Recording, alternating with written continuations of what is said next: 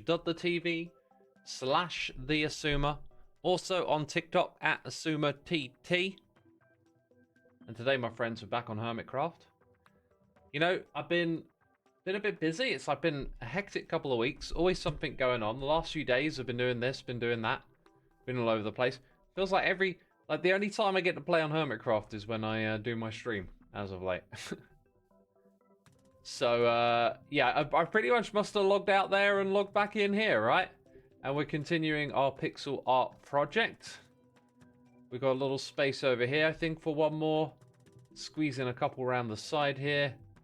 And I think I might leave, like, the bottom half for other hermits to come in and do some pixel art of their own. We'll see how it goes, though. We got Bananas in chat from Decana Heaven. Winnie T. Ford, Billman68. 8 Rover. We also got Jascree. Song names, Dash Max, Foxy Day. Rip Nova Solar. Average Onion. Average AAA Batteries. We've got some averages in the chat. You know. Yo, P256. Thanks so much for 11 months. Good morning. Oh, good morning to you. It's not morning here, it's evening. It's been quite a warm, sunny day today. And as the evening has rolled round, the clouds have come out and it feels kind of moody now. Feels kind of moody. What pixel art are we going to do first? That is the question. That is the question, because I picked out a few fresh ones. Like, I've got a bunch of stuff here. And today I felt like maybe we'd do something a little different. I got a couple of good ideas here. I want to bring in Bubble Bubble. Bubble Bubble? Bubble Booble? Bibble Bobble? Bubble Bobble, classic game. I got the Goomba from Mario, and I've got some of the characters from the original Final Fantasy. And it's the like wizardy mage one that's really cool, but the part of its face is like black, so it would blend in with the background here. Maybe we can squeeze three of them in. I think I'm going to start with the Goomba up here. Then the Final Fantasy one, then the Bubble Bobble. Thing is, some of these I think have more pixels than the others. Let's count. Let's do some counting. Wow, that looks like a lot. 1, 2, 3, 4, 5, 6, 7, 8, 9, 10, 11, 12, 13, 14, 15. It's like 16 blocks across and probably about 24 tall. That's a massive one, really. The Bubble Bobble is like 1, 2, 3, 4, 5, 6, 7, 8, 9, 10, 11, 12, 13, 14, 15, 16. Looks like it's like 18 by 18. Might struggle to fit those ones in. Let's go do some measuring. Spokey Dokie, thank you for 85 months, over 7 years. Indeed, my dude. Thank you so much for the amazing support. Appreciate all you do. And thank you for, yeah, over 7 years. We got Sir Thanks a Lot, 105 months. The 100 Club. Just came back from a 3-week, 4,300 mile road trip through the US. And you're beyond hyped for watching streams again. What did I miss?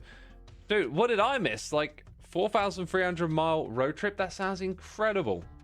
America is so big. And, yeah, so many things to say. I must imagine you had one heck of a lot of adventures. You missed the charity livestream weekends. The Hermitcraft charity livestream weekend has come and gone now. So that was a big deal. That was a big event. I wonder if this helps me visualize at all, because that's like 15 blocks right there. I feel like maybe I could squeeze in that other one. Right, I don't have all the real estate on my screen for this, but I've got to find a spot for it. I really want to bring in that Final Fantasy Mage, so I'm going to try for that. Mods, you have been replaced by the Final Fantasy Mage. I apologize. For the time being, I need to see the pixels. Okay, I've got them. I've kind of got it on my screen. That's... Stupid photo thing. Keeps changing the photo I want to look at. Right, I've got it on my screen. That's terrific. Bring chat back now. Which game we add to the pixel art tonight? Well, we're thinking of Goomba from Mario, the Mage from Final Fantasy, and Bubble Bobbles. It's all about fitting things in, really.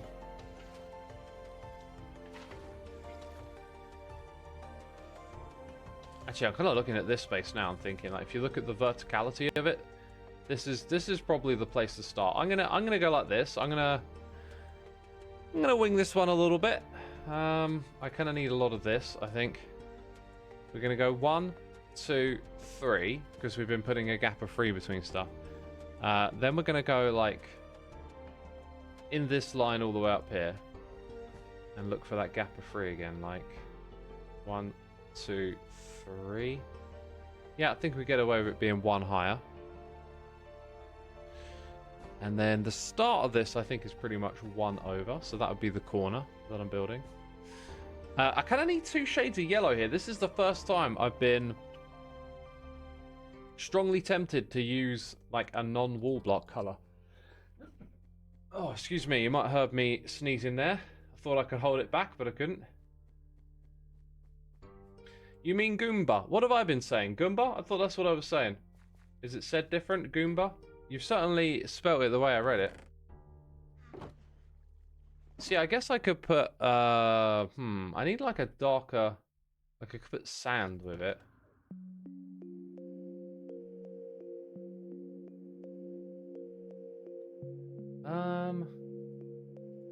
Yeah, I think that's what's going to work the best.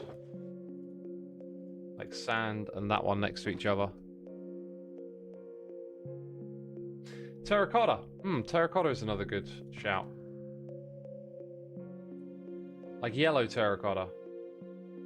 Maybe hay bales. Hay bales might actually have the sort of saturation that we want. Actually, I think hay bales is way better. Way better. Go with that. Yo, Poster Nerd. Thank you so much for 38 months, my dude. I appreciate it. How you doing? Hope all is well.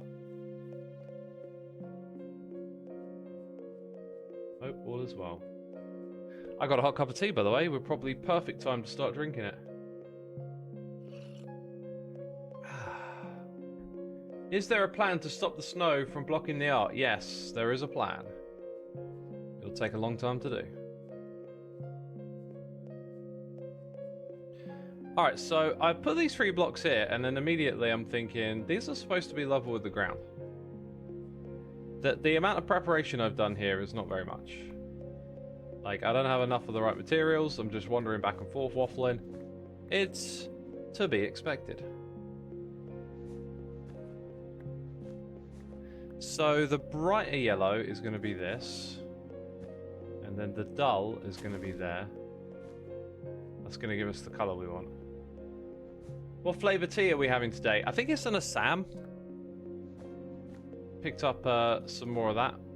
When I go to the shops, I think this is a clever little... This is a tip for your weekly shopping or whatever. But like, if you can keep in mind what the usual prices are of certain products, every now and then some of them go like on discount, and tea has been discounted a fair bit lately, so I've been stocking up.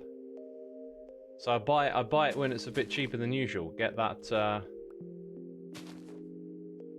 discount price and then leave it in your cupboard, because it's not like it's about to run out or anything. It'll last a while. Obviously you can't do it with every type of food, but at least with tea. So I've been stocking up a bit, which you know, I'm English. It makes me happy to know that I've got a cupboard full of tea. That's like my security blanket. At least I can make a cup of tea, whatever happens.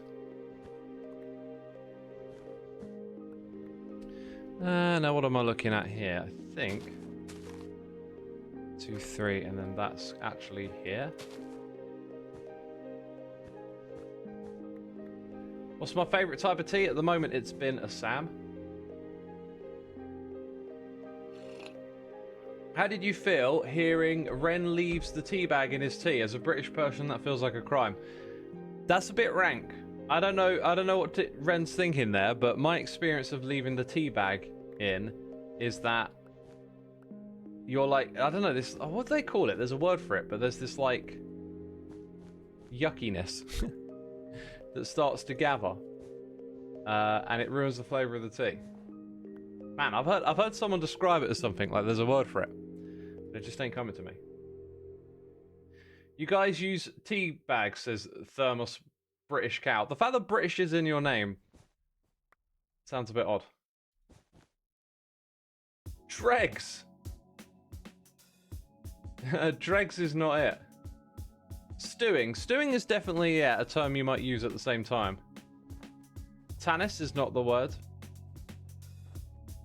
Tannis is not the word. What am I building? I'm doing pixel art. Okay, so like, then there's this really long bit over here.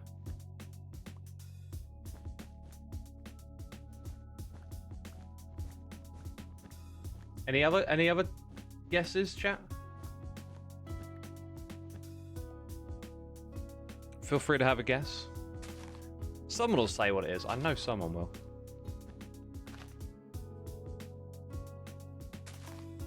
That is perfecto.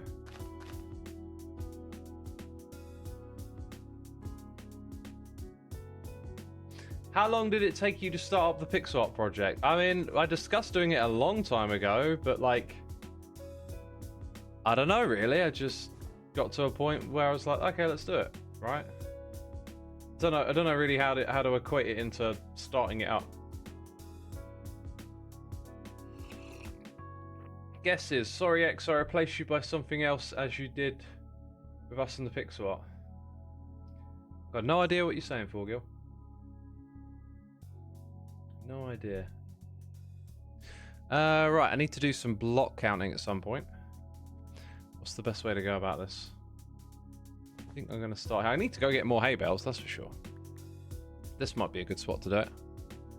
It's got to go over to here. And then from there it's like 1, 2, 3, 4, 5. 1, 2, 3, 4, 5. And a bit of moment of truth, you can see actually we're going to have plenty of space. This is good, this is good. Okay. Watch any shows lately, says Sleepy Raccoon. I'm still just watching 1923 at the moment.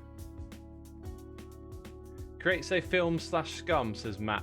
I thought about scum. It felt a bit too aggressive, but it's a word like that people describe. Maybe it is scum, but yeah, they say like, you know, it gathers, and there's that word. And scum would be similar, but if it sounds too aggressive, I'm sure there's a word for it.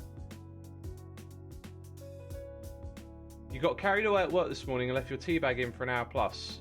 In for a penny, in for a pound. Committed 2 crimes at once and microwaved it. Oh my god, you didn't. No. Oh, that's criminal. Actually, I'm a fan of microwaving a tea. If it's gone cold, I think it's all right. I have watched the Minecraft movie. You're not sure if you will. The Minecraft movie's good fun. It's good, light-hearted fun. It's just jokes, you know? And it's the kind of thing you can enjoy with family. It's mostly for kids. But I think overall it's pretty good. It's just, it's never going to be, you know, a kind of movie that hits me on a deep emotional level, you know? No, it's just silly goofs and gaffs the whole way through. And that's all right if you know that's what you're getting yourself into. You know, if you go with some kids, they'll love it.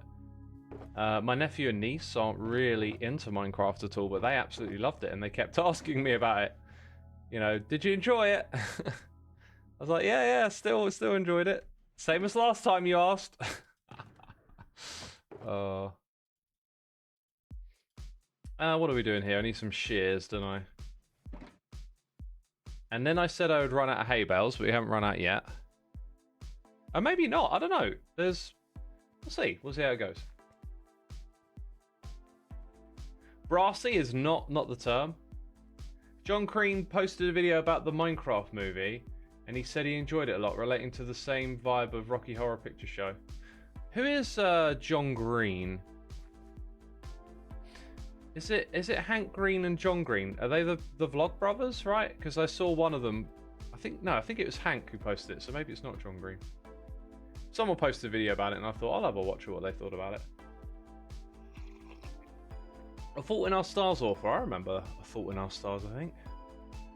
What's my favourite season of Hermitcraft? Ooh, today I feel like saying 6. I don't know, 6 just seems to have some vibrancy in my mind. You just don't get it, man. There's some real high concept stuff Says 8 Prover. Says someone maybe trying to pass the buck.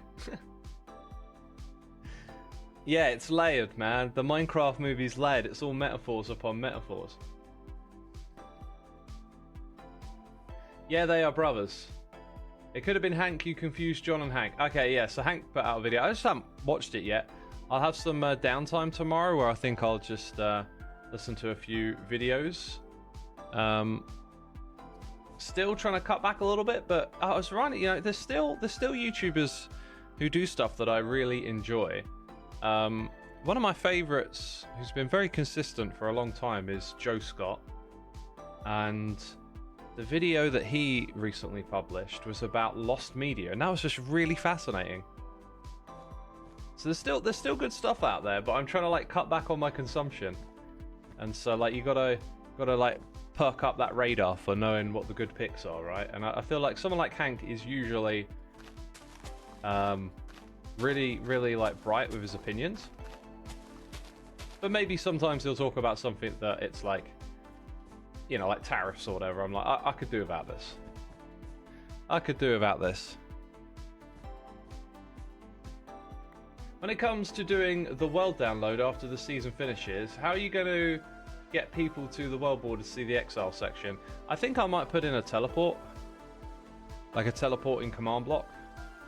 That seems like an appropriate solution, I think. How do I manage my screen time? My body tells me. After 2 hours at the computer, it's like, move around, do something, I hate you. I'm like, okay, body, gosh. You're in charge. Ah, this bit here is kind of important. These next few pixels will make or break the project today. For these are the eyes. And I'm just now noticing that the pixels of these eyes are like not aligned on the grid in the pixel art image that I have. They're like off by half a block. So I'm going to have to adjust that and hope that it works. That is very peculiar that they did that. Random question, do you read books? I listen to books, and I need to pick out a new book because I finished the last one a few days ago when I was cleaning the house. Got through the last bit of it. It was a very technical, scientific book, and now I think I need an autobiography. Autobiographies have been immensely fun. People's life stories are just fascinating. So I feel like I need another little bit of that.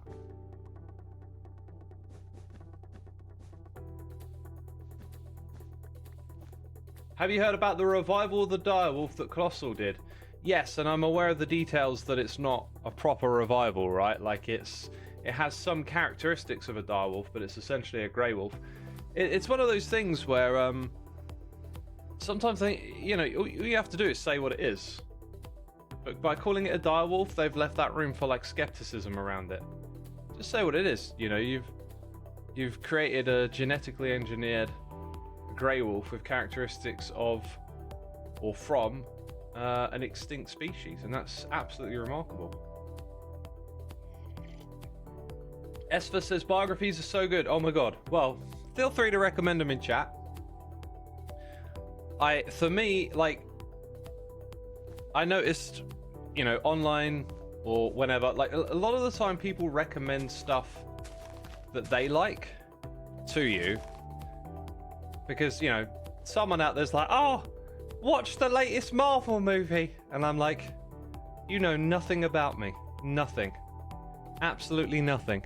You know, but like that my thing with biographies is that it's got to be a person who's been in something or whatever that I'm interested in. So like you throw out whatever name you like. I know if someone suggests a name of someone, I'm like, oh, I've listened to their music or I've watched their movies, like that'll be like a pull for me with that. Because I feel like, you know, obviously it's an autobiography, but that's how I picked them so far. It depends on the person. That makes it really easy for picking as well, right? Like if you go pick like some sort of story, a storybook, a fiction, you're never quite sure what you're gonna get. But with a person, at least you know like this is gonna be about their life, and if you know some of the things they've done, then it's like, ah, that'll interest me. The direwolf thing really emphasizes that there is always a big disconnect between the science and how non-scientific media talk about things. Said as a scientist who works in scientific communication, says Fire and Whimsy. Oh, awesome, my dude. Science communication is something I think is really important, and a lot of the media that I consume online is created by science communicators, and we need more, yeah. And you know, we need more of that communication out there for sure. Fiction is like a box of chocolates. Well put. Yo, Smart in 1018, 107 months. Not much to say except thanks for the fun MC snapshot updates. Dude, thanks so much for the support. 107 months. Yeah, I mean, you say they're fun. I feel like I've been putting a little more fun into them recently as it goes. Like, I can be a bit dry with some of the stuff about the snapshots, and I've just been trying to enjoy the process a bit more lately. I don't know if that's what you meant, but it kind of felt like maybe you were reflecting that. I've got to look at this. Oh my god, something's gone wrong here because of this eye thing. Well, that is off by 1 block. It kind of looks like it's off by 2. Why does there have to be a half-placed eye? It's so annoying. Yeah, because this bit becomes free, and then it becomes... Wait, if it's free... that's actually good. That's actually good. No. Now my alignment is kind of back on track.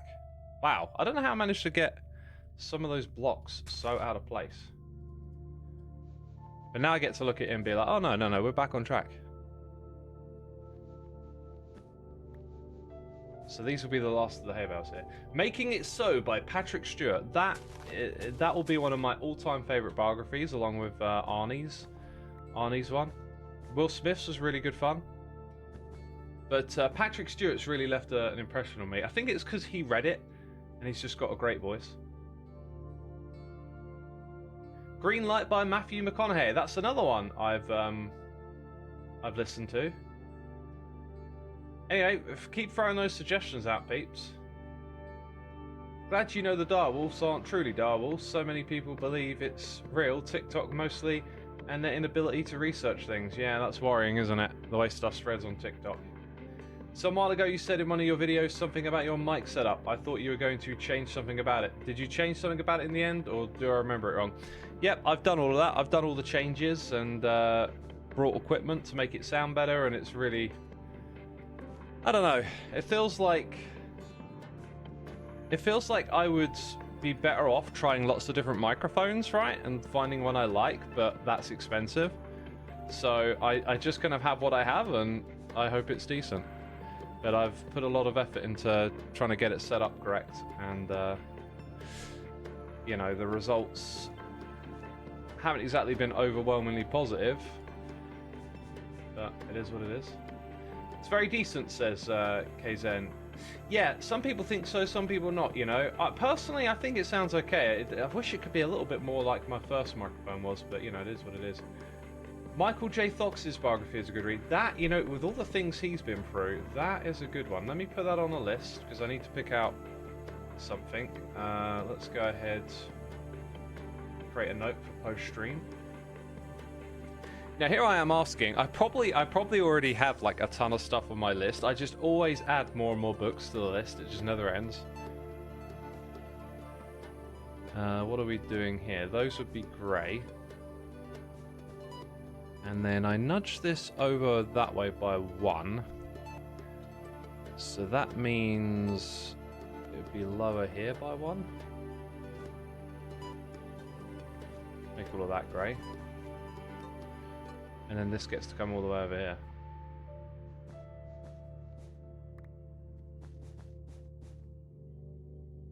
This is quite therapeutic doing pixel art.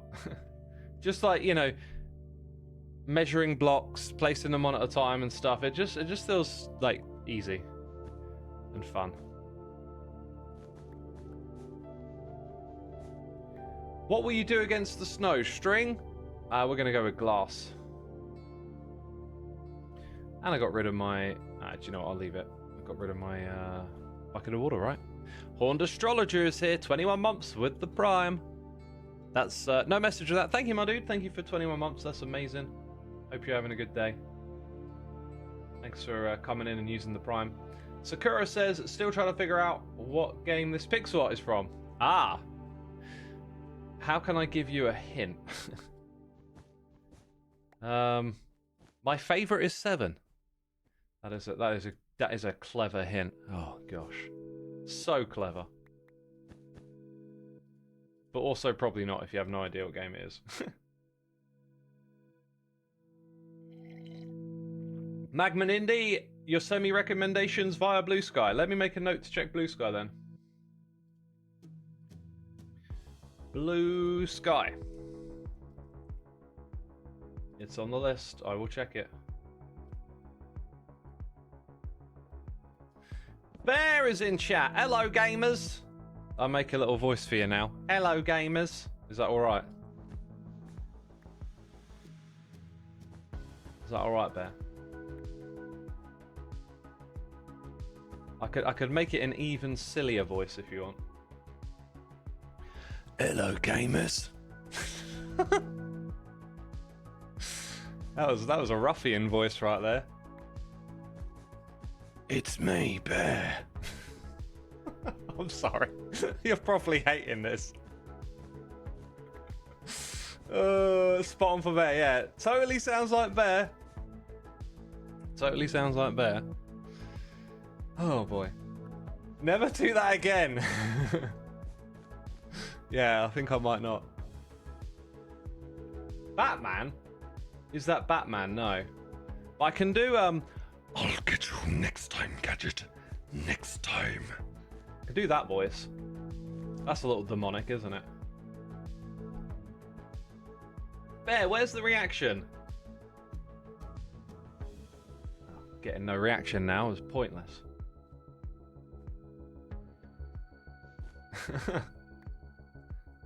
More silly voices, please. Jeez, Bear probably left. There's a high likelihood of that happening. More impressions, please. I mean, I don't like being put on the spot with this stuff, so you probably just got the most out of me you're gonna get. But not much else comes to mind. Those are like two. Those are like the two that there is. I've already forgotten the voice that I did a second ago. Because now I got the Inspector Gadget voice in my head. What did I say? Hello, gamers. Dude, there's no reaction to that. There you go. There's me reading Bear's message. This will be unfunny very quick. So that's your voices for today, peeps. Once my brain has to start thinking about it too much, then it's over. You could be Yoda. I can't do a Yoda. Can't do a Yoda. I can. I can't. Do a Yoda. I can't. Can. I don't know what I'm saying.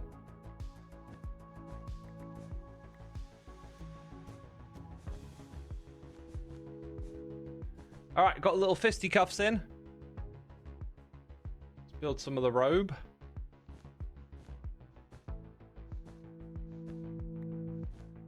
Like a so.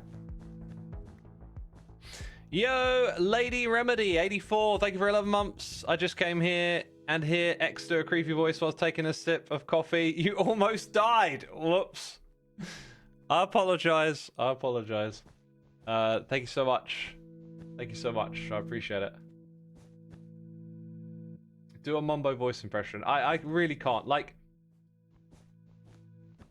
if I do a voice impression spontaneously, it's probably alright. It's probably nothing special, but I can do them. But the second I have to start thinking, like, it really, like, breaks doing it. So when I do stuff a bit more spontaneously, like I just did, it just works. You know? But the second I have to start thinking about it, it just doesn't work in my head anymore. Don't know what that is, but that's just the way my brain works. Okay, so it's going to be like this.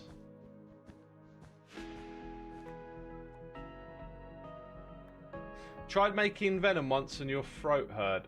Throat hurt? I don't think we can produce venom. That might be why it hurt. What about silly British accents other than yours? Oh, yeah, again, like, it's literally, like, I probably can if I'm not thinking about it, you know? The second you ask me to do something, I'm thinking about it and then I can't do it. That's just how my brain works. It might not make sense, but hey, it is what it is.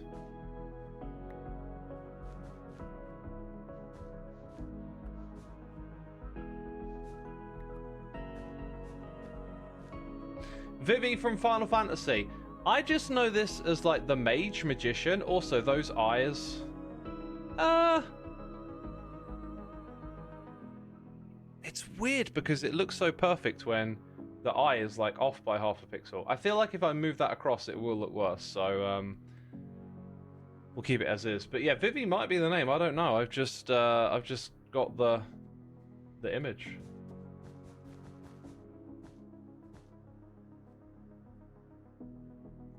X, try this in your own voice. Tell us how you are chuffed you are to be making the pixel art. I'm proper chuffly about this pixel art. It's very. It's made. I don't know. Made me chuff. What's the fake word? Chuffly. That is proper chuffly. You can't trick me to do it, my dude. You can't trick me to do it.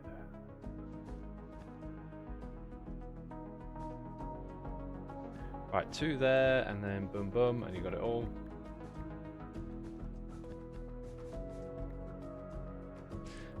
Okay.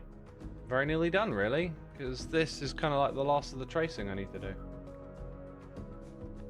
Troublesome. Oh, trouble. Yeah, troublesome was the word. Chuffed to bits. It's a very British sounding saying, right? Have I checked the Create update? I have not. I have not. Xisuma, do you like using shaders? Yeah, man. Like, you know, all my videos of the shaders that we got on right now. I'm a huge fan of shaders. I mean, you know, obviously. Why would I be always playing with shaders? Oh, you remember the shaders from Season 6, the shaders from Season 7, shaders in the snapshot videos, all the live streams with the shaders on. Oh, I'm a big fan of shaders, mate. Big fan of shaders. So many shades, says Average JA Battery. I know, I've got all the shades. There's loads of them, you can't even count them. Well, they're protective against sunlight. What do you think of shaders? I get under them. Season 1 shaders were the best. I don't think shaders even existed back then. Oh, they probably did, but... I mean, there was a point where shaders didn't exist for Minecraft.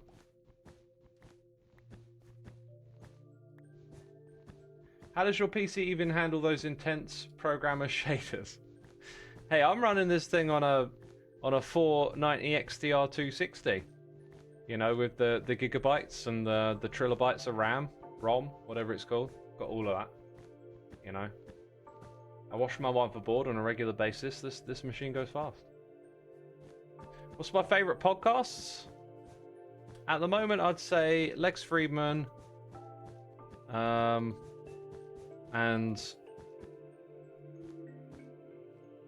oh my god, why is my brain like blanking? It just keeps putting the words Dark City in my head. No, Darknet Diaries. God, we got there in the end. This brain of mine, eh? This brain of mine. Those are probably my 2 favourite podcasts to listen to at the moment.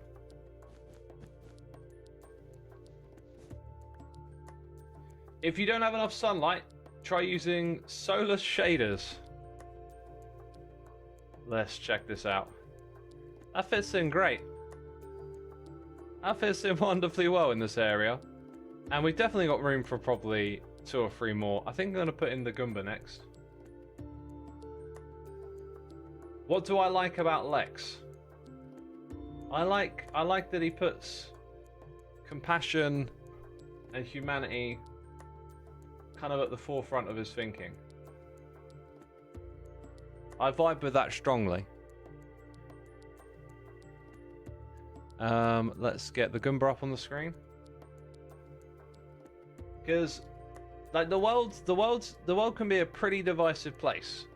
And when people, like, dig their heels in about politics and opinions and stuff, like, it gets pretty ugly. But in me, I've always just felt this thing of, like, why can't we find a way to get along more? And in order to do that, I think you have to have compassion for people you disagree with. And you have to try and see things from their perspective more. And I feel like when I listen to his podcast, you can get that.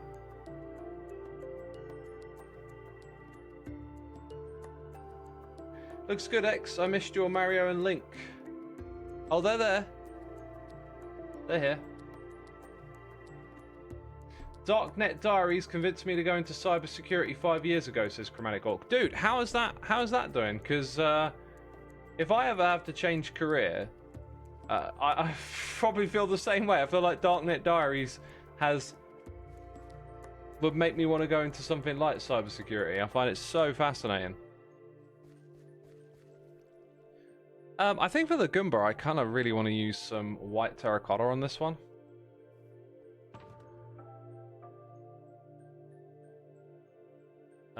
We don't have that much terracotta as well. I'm going to look up some additional images of the Goomba, just to see if the one that I've got is like, I don't know, the colours. Like, can it look better with slightly different colours? Oh, its body really is just the perfect shade for white terracotta. Everything else you can adapt a bit, but that's just too perfect. Do I know about the Magnus Archives? It's a fictional horror podcast. I have not heard of it until now, I think. Do you have an episode recommendation of Darknet Diaries? Yes, I can't tell you what number it is. It's a two-parter. If you can do some, like, description of episode reading, if that's available. Oh my god, they're just hitting me like crazy. They're just hitting me like crazy. What the heck? There is this story about a group of kids who, back in the days of the Xbox 360, kind of managed to gain access to this whole insecure back-end online development environment that gave them access to, like, games while they were still in development. And it is a wild, wild story. Like, this group of kids getting their hands on development Xbox consoles and using it to, like, break into these development networks, get access to loads of games before they came out, like, and it was really widespread. This is, you know, early days of internet security, or perhaps insecurity, you could say. And the story is just legendary. Also, it like neatly overlaps with a few things I vaguely remember from back in the day. Like, you'd hear the story about how, like, this game leaked or that one leaked, and it kind of linked up nicely with that as well. That's a really good Darknet Diaries. And then some of the other ones are a bit more mature. Like, there's one where he interviews a drug dealer who goes into detail about how to, like, sell drugs over, or how they sell drugs over the dark web. That was fascinating. There's just a lot of stuff in that pocket. Oh my god, go away! Well, you were going away from it. Why are you hitting me so much? Jeez. I need that white terracotta, and I really don't want to go all the way back just for terracotta, because then I'm probably going to need to go back for some other block. So after this one, my bubble should be very doable without anything special. So I think it would be okay just to go get some white terracotta. Have you read Ghost in the Wires? It's a great autobiography by Kevin Mitnick, a famous hacker. Well, that sounds like something I'd be really into, so I'm going to go and put that one on the list and check it out later. You're reading a book called Dark Web. It's really interesting. Nice. Is it the Xbox Underground episodes? If there's 2 of them, it probably is, yeah. Have I heard the new Def album yet? I've only listened to it once. I haven't been on my usual rhythm of, like, listening to records and stuff lately, so I'll get around to it eventually. I've also not really been in the mood for like darker records. I don't know, my energy's just not in that place, I guess, at the moment. Let's go fly. Let's go take a trip. Take a trip. You like Beyonce? Awesome. I've never got around to listening to her music. Also, Ordained Dread 14. Thank you for 73 months. Appreciate it. Thank you. Hope you're enjoying the stream. Sorry for being a little late on that one. Beyonce, you know what? I kind of quite remember. I remember Destiny's Child songs being pretty darn catchy. But in the ignorance of youth and being an elitist metalhead who listened to air quotes real music, which means barking and screaming, I like shut off a lot of music, and so I always just sort of thought, oh, you know, Beyonce, pop act, you know, industry, all that kind of stuff, like. And then I like saw, as I got older and that kind of way of thinking started to dissipate, I've seen like a lot of reputable coverage of her music, not just as like, you know, what's popular, but like really good music. And I've just never gotten around to listening to her stuff. But I did listen to the album she did with her husband, JZ. You know. And she was great on that, and I never quite got around to it, but at some point I'll hopefully get into her music.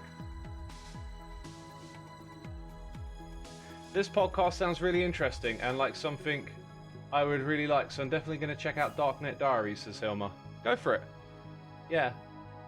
There's a lot of cybersecurity, pen testing stories, and you know, a lot of nefarious stuff from the dark web as well. Recently, she showcased a more artistic side and less so just a pop diva. Got ya. Didn't she do some country music as well? JZ, yes, of course, haha, says Caroline. Yeah, JZ, right? From back in the day. Do you like any rap/hip-hop music? Never heard of it, mate. What does JZ do again? Something on the record. He did something on that record. Alright, so the Goomba's going to fit in just really... I think I might not even bother trying to like line it up too much here and just start somewhere that feels right. So I'm going to put down a block. He's an accountant. Oh wait, I forgot the voice. He's an accountant, I think, says Bear.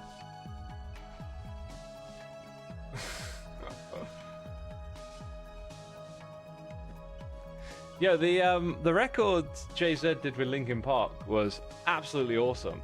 Like I remember that coming out when it came out. I remember being a kid, you know. But like it didn't seem to click with me at the time how awesome it is that they did that crossover. Because it's like right in the middle of like hip hop. I mean, it feels easy to say like peak hip hop, but like hip hop has been peak since like the 80s. It's just gotten like better and better and more interesting. I'd say up until about like mid-noughties is where I kind of started to be less in touch with it.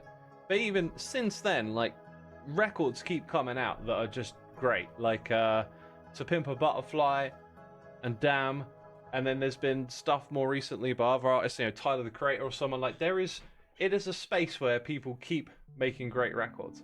But back at the end of the 90s, with metal or new metal being so big and hip hop being huge, like there was this kind of like magnetism between the two. You can go back and find loads of interesting collaborations and crossover attempts, but it never landed. It never became anything big. But it's like my two favorite genres of my youth. And somehow I never kind of like, you know, really picked up on the Jay-Z Linkin Park crossover, which is just a fantastic crossover. And then a few years ago, I like started listening to it again. I was like, oh my god, this is great. Like rapping with the guitars. Oh, so good.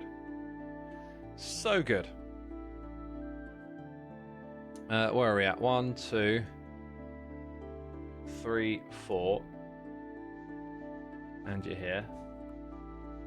Got some eyebrows.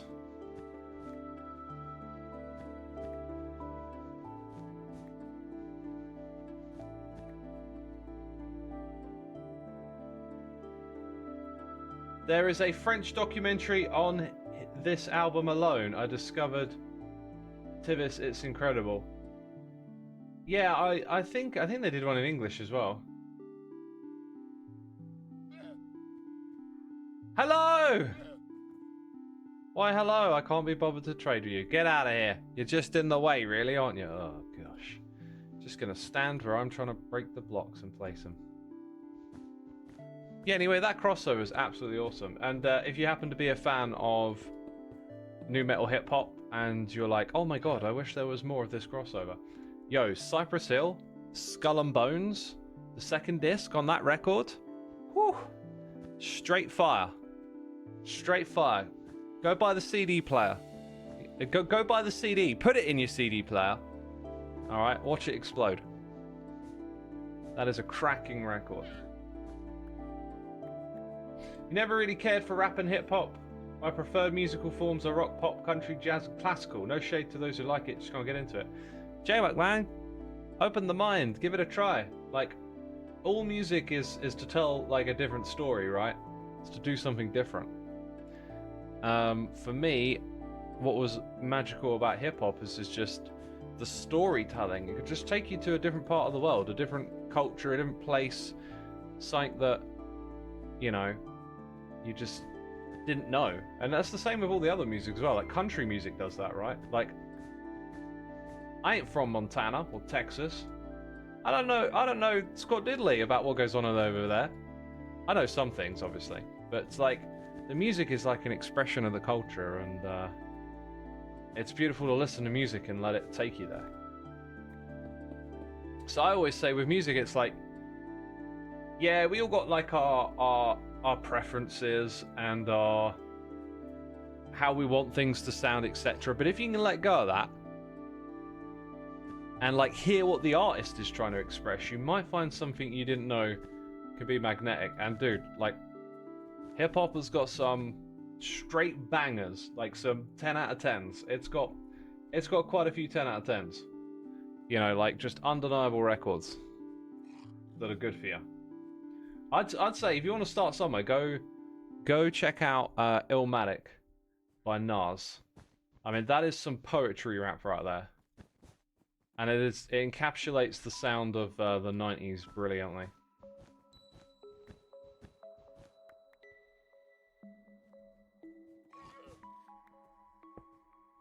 As a DJ, I'd say I've discovered music that I never thought I would like. Yeah, like discovering music is always awesome. You know, like back when I was an ignoramus, I didn't think I'd ever like country music and stuff. But fortunately, I was exposed to it and then just realized, oh, you know what? You can like this. Just because I'm not a country person, right? Doesn't mean I can't enjoy it. If music vibes in my brain, it vibes, doesn't matter the genre, but my go-to is black metal, says Blooming Cow. Yeah, like black metal is like some of my favourite music ever. Here's the thing, I don't go around burning churches. I don't worship Satan. But you know, if you listen to black metal and give you an idea of what it feels like to do that, jeez. You don't, faker, says Decana. I'm faking it. Yeah, I've never proclaimed to be a Satanist. Jeez.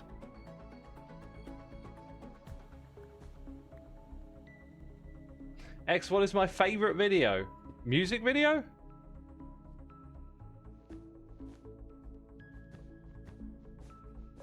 I have no idea. I feel like I spend a lot of time telling y'all I am no good at doing favourite things. I can tell you what my favourite band is. That's easy. X, I can't breathe. Stop making me laugh. Sorry about that. Jeez. I don't think all music is cultural. If you listen to Norwegian Dunk, it is quite different. You don't think all music is cultural? I mean, just instinctively, I feel like my response to that would be, are we changing the definition of culture? Right? Like, it feels very, Maybe music made in isolation can lack culture. Maybe you could say, like, the social component of music makes it cultural, but it's kind of weird to, you know, like, painting is an art or something. I don't know. Like, I would have probably said, like, all music is culture, but maybe not. All art, therefore music is political. Politics are graved into our culture. I mean, now we're just going to say everything is everything, right? Which is a great song by Lauryn Hill. There's another album. Okay, another hip-hop album for you. Bit more diverse than, you know, straight boom bap. But Lauryn Hill's Miseducation of Lauryn Hill. That is probably a really good listen for J-Mac, who likes jazz and rock. You'll hear a little bit of jazz and soul on that record, but dang, what a record that was. She has a bit of a tragic story because after that, never really found it again, and subsequently had quite a lot of, you know, I don't know how to say this like nicely, but I guess like public meltdowns might be the way to describe it, but her sort of presence as a public figure, I guess, kind of maybe gives an impression of someone really struggling with mental issues. Like, I say that compassionately, not judgmentally or anything. That's just the way she's come across after that album, I guess. That album was one of the top listed when Apple Music did their top album lists. I am not surprised to hear that. Let's keep searching for 10. And we're doing the 10 out of 10 streams today. Okay, right? We're changing it all up. Chat, I'm sorry. You're gonna get out a notepad, and we're gonna do 10 out of 10s. All right. So we done 2 already. We did Illmatic. If you want the hip hop, the hibbity hops, you want the boom bap vibes, you want that classic peak 90s sound, early 90s at least. Nas Illmatic. All right, the more I was about to say more insightful, but I guess Lauryn Hill's is like Nas's Illmatic is, you know, poetry rap, and I guess the Miseducation of Lauryn Hill is actually kind of quite in a similar lane now that I think about it. Just a little less of that like street vibe in there, I think. 10 out of 10 question marks is Purple Fire? Yeah, 10 out of 10s. So anyway, 2 recommendations right there. Here's another one. Marvin Gaye's. Yo, this brain of mine is busted. Like, if I can't remember record names in a split second, I ain't who I used to be. Jeez. My old self would spit on me right now. What's going on? What's going on? That one, that's the name of it. What's going on? What's going on, says the latter. I don't know, my brain can't remember what it is. That's what's going on. Yeah, you got to listen to Marvin Gaye's What's Going On record. That is, whew, crazy record right there. Unbelievably beautiful. So much soul in that record.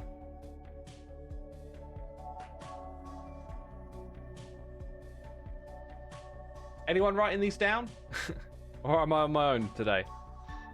I don't know if you want this or not, but I can do more. Gonna try and keep it a bit diverse, perhaps. Me, says Joe. I'm surprised you haven't listed J Dilla Donuts. I've only listened to J Dilla Donuts on like occasional tracks on shuffle, and I haven't like given it much attention, so I couldn't do that. Like I'm gonna tell you stuff that I've like really listened to, and I think is, you know, peak. Yeah. Doesn't mean other stuff can't be on that list, just, hey, you know, these are just my little picks. Yeah, I feel like this bubble thing Well, it will fit in there. I know it will. I just got to pick a point to sort of start. I think I'm going to come here, go 1, 2, 3, and put it about there.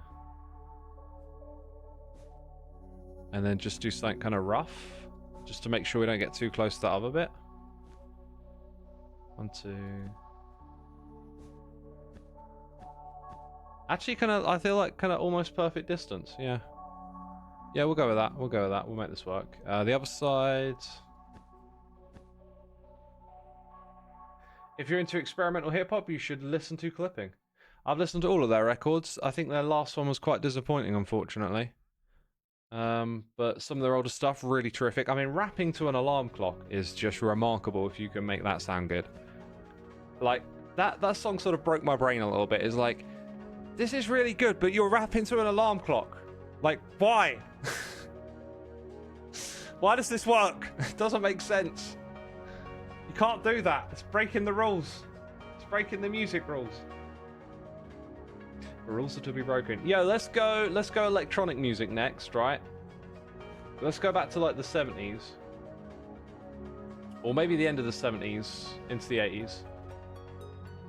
You could probably pick 3 of these records, right? I'm giving you all hints. Let's see if anyone can get it. End of the 70s, going into the 80s. 3 records, German band. Electronic music. There's basically 3 records you could take your pick from that are just peak music.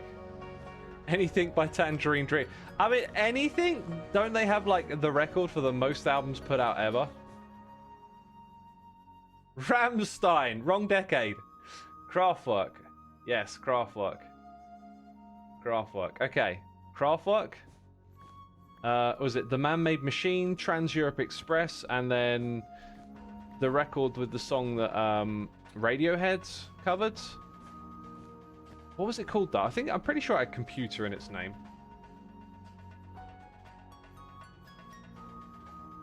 Just listen to Illmatic. I got shivers, man. Usually I listen to NF. I don't know what NF is. Computer World. I think that's it. I think it's Computer World. Oh, that might be the name of the song, but yeah. The computer record. Let's call it that, because that makes sense. They're German. Didn't I say that? Didn't I say that? Alright. So, Kraftwerk. Those 3 records, absolutely peak. Kraftwerk were, like, if you like electronic music, doesn't matter what type, you probably owe a debt to Kraftwerk. They put emotion into electronic music. Before them, it was very novel. Like, you would hear it on, like, you know, Doctor Who kind of theme song. Like, people would make quirky sounds with the electronic technology. But these guys made emotional pop music with it.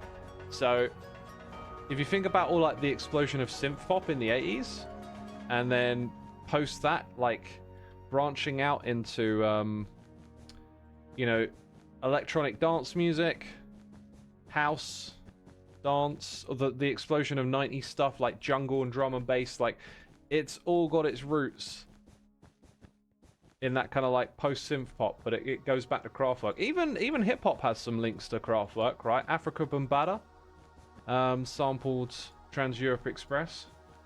Tour de France is your go-to album. Awesome. Awesome. I've listened to that one a few times, but never got quite as into it, but it's got a vibe. The start of synthesizer music, pretty much, yeah. Like, as popular music, you could say. Do you primarily like Euro music, or do you like all any music? All any music, I guess?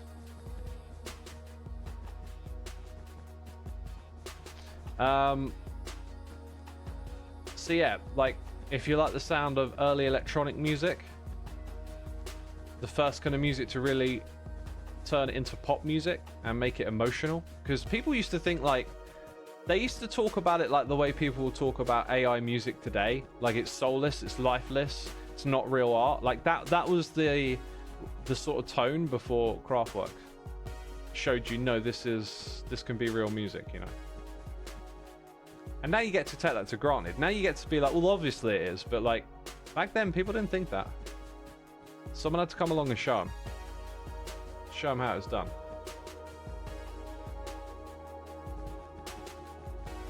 All right. Give me a genre, and we'll try and get a 10. Much of modern music is produced, not written. I don't know. I don't know about that.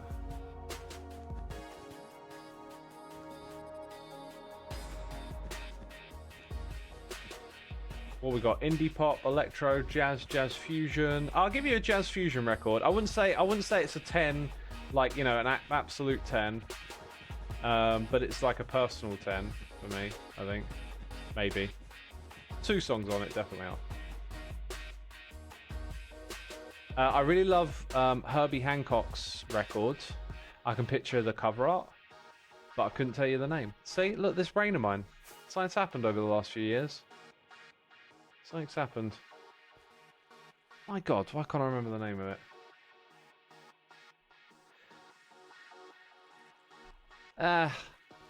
Stupid brain. Oh, is that it? Was that literally the last of the Black Wall as well? Surely there's some more in here. Yeah, it does set me on fire, dude. That's rude. Oh, look, and I'm getting shot at. How pleasant. Headhunters? Nah, it's not Headhunters. It was before that, I think. Oh, no, I do have Black Wall. I just decided we're going to fill in that hole a bit more. Bubblegum Pop. Sabrina Carpenter, Olivia Rodrigo. What are you on about? Go look up Bubblegum Pop. Those are not Bubblegum Pop artists.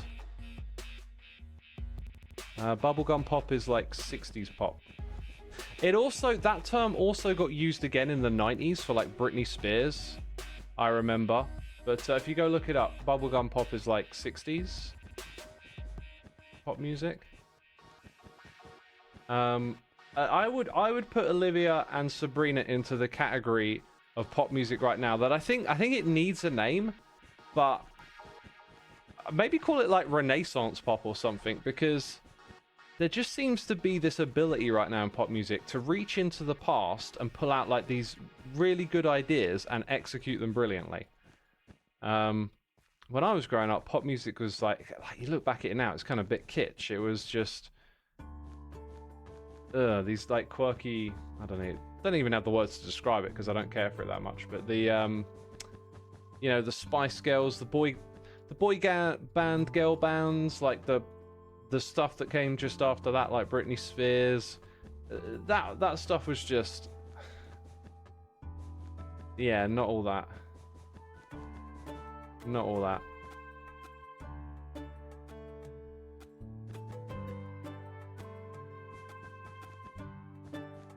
Johnny Cash. Yeah, Johnny Cash's got some great records. The stuff he did with oh my God, I'm picturing. Oh, it's weird. Like I can still see stuff in my head, but the names just don't come anymore as quick. The guy from Misfits. Or maybe I've got it the wrong way around. Maybe did Johnny Cash work with Rick Rubin, right? And Rick Rubin worked with the guy from Misfits?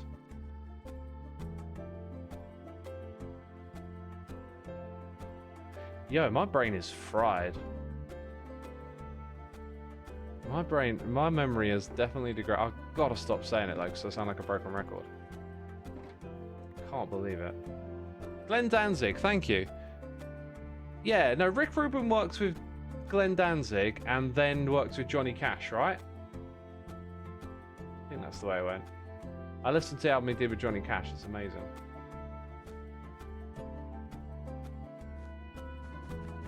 I love how artists are bringing back old house samples into the new. Yeah, house has been a part of it, but like, it feels like you could pick up a record and hear like loads of little sprinklings of different genres, right? I think if you went back and like listened to like, you know, Britney Spears' album that she put out at the time, like everyone knows Hit Me Baby One More Time, but I feel like if you go back and listen to the album, you'd probably find like every song on that record is in like quite a narrow range of like style, whereas pop records today, like you can hear a little bit of showgazing on it, You'll hear a little bit of house influence, country. Like, it can go all over the place at the moment. It's really, like, good to listen to. How about Rick Astley? I absolutely love Never Gonna Give You Up. That is such a great song. I think that's one of the reasons the meme is so fun, is because the music is, like, undeniably good, despite being in the middle of this, like, unbelievably cheesy 80s sound, and being, like, almost the most like, I don't know, there's a word for this, the most, like, cliched type of song you could do, right? And yet it's amazing. It just sounds so good. It makes you feel good every time you hear it. I love it.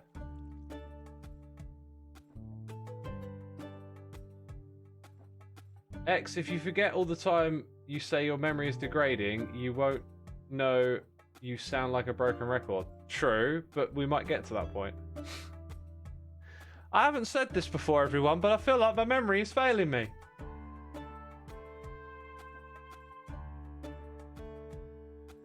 You're completely out of touch. You used to watch Hermitcraft from 3 to 8. What's happening? I mean, well, what? We're just in season 10, right? It's just another season of Hermitcraft with loads of shenanigans and what's the midoodles going on. You know how Hermitcraft is. You gotta watch to stay in the loop. What do you think of Dua Lipa? I haven't got around to listening to her music yet. There's an endless amount to listen to. Xisuma, what is Tunnel Rats and should I buy it? Tunnel Rats is amazing and you should absolutely buy it. If the little pop-up just went on the screen, which probably did because we're an hour into the stream. Which reminds me I need to stand up. Yo! Chinglish Finn, thank you for 7 months. Your link looks great. Thanks. I just copied it from the actual game. That's why it looks so good. Right, I'm going to stand up. That's one thing. Tunnel Rats is a game that I made. It's like Bed Wars, except you're underground. Okay, so you do digging, you become a tunnel rat. And if that sounds fun, great. All you need to do to play it is know Minecraft, because it's all built around the Minecraft tech tree. But the special thing about tunnel rats, okay, because every game has its twist, right? And you might not see this twist coming, but it lets you become a game designer because it has a built-in level editor, and you can use the, let's say, diversity of the Minecraft tech tree, and you can use your own knowledge of Minecraft to create experiences for players through the level editor. You could make a level where they never see iron, gold, or diamonds, but they can open chests, and inside there's TNT, flint and steel, or potions, you know? And then they've got to gather those resources to fight one another. You can do all sorts of things because we give you the tools to do that. Almonds C is here with the donation. Much appreciated, my dude. Thank you for supporting the channel that way. Sir X, may I recommend NF? NF Real Music. Let You Down or Hope. He does some honest and serious rap like Nas. Dude, I'll always listen to a rapper. Can I copy this? Is it going to let me copy it? Copy. Put it on my post-stream list. Ah, it doesn't work. Okay, got to write it down. Had a feeling I wouldn't. I think I've tried to do this before. NF Real Music. Let You Down and Hope. I will listen to them. I will listen to them, my dude. Thank you for the tip.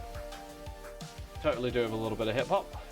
I've got a few jobs to do after the stream, so I can listen to them while I'm doing that. Oh, I've got to go make some more shears. What is wrong with me? Why am I just not bringing the iron with me?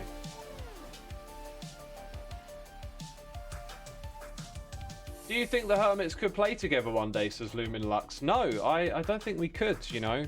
We've got a strong track record of never playing together. And, you know, the future is grim. And nothing good will ever happen in it, so... Don't think the Hermits will play together ever again. Sorry. Just using logic, you know. Just adding 1 and 2 together. Playing together is something we don't do. So, no to that. Gosh, please don't ever ask that again. Let's iron. Oh my god, I almost forgot. I'm glad I shouted at myself. It's the only way I remember. Yeah, we were going to do 10 out of 10s, right? Here's another 10 out of 10 for you. And if you've listened to this record, speak up in chat, right? Pet Sounds by the Beach Boys. My brain was like the Pet Shop Boys, and I was like, shut up, brain! You're useless, you're fired! No, by the Beach Boys. That is another amazing record. So much good music in that record. Absolutely love it. I saw you on the Hermitcraft charity stream when you failed to make the redstone door. Fun story time. Fun story time. After that was done, I just totally goofed that up. Like, I know how to make this door. So I popped into, after the stream. Dang it, I'm in the wrong place. I popped into here. And I thought about it. And because I wasn't having, live stream paralysis or whatever it was, I was like, okay, let's look at this. Oh yeah, those need to be powered together, right? And then this would need to be powered first in order for it to unpower first as well. So, it was like, it's so easy, but then I just started going this way. I went the wrong way around, put the redstone in the wrong place, and then just froze up. I was just like, I'm goofing. X is overdoing the sarcasm so much it becomes hard to identify, says the Bastilian. You and your magnifying glass. Trying to identify things? Don't identify me. What is the cheer minimum, says a little Rex. Loud. Loud is the cheer minimum. Got to cheer loudly. There's a lot of pressure with Jim giving you static the whole time. I don't mind Jim static at all. It's amusing.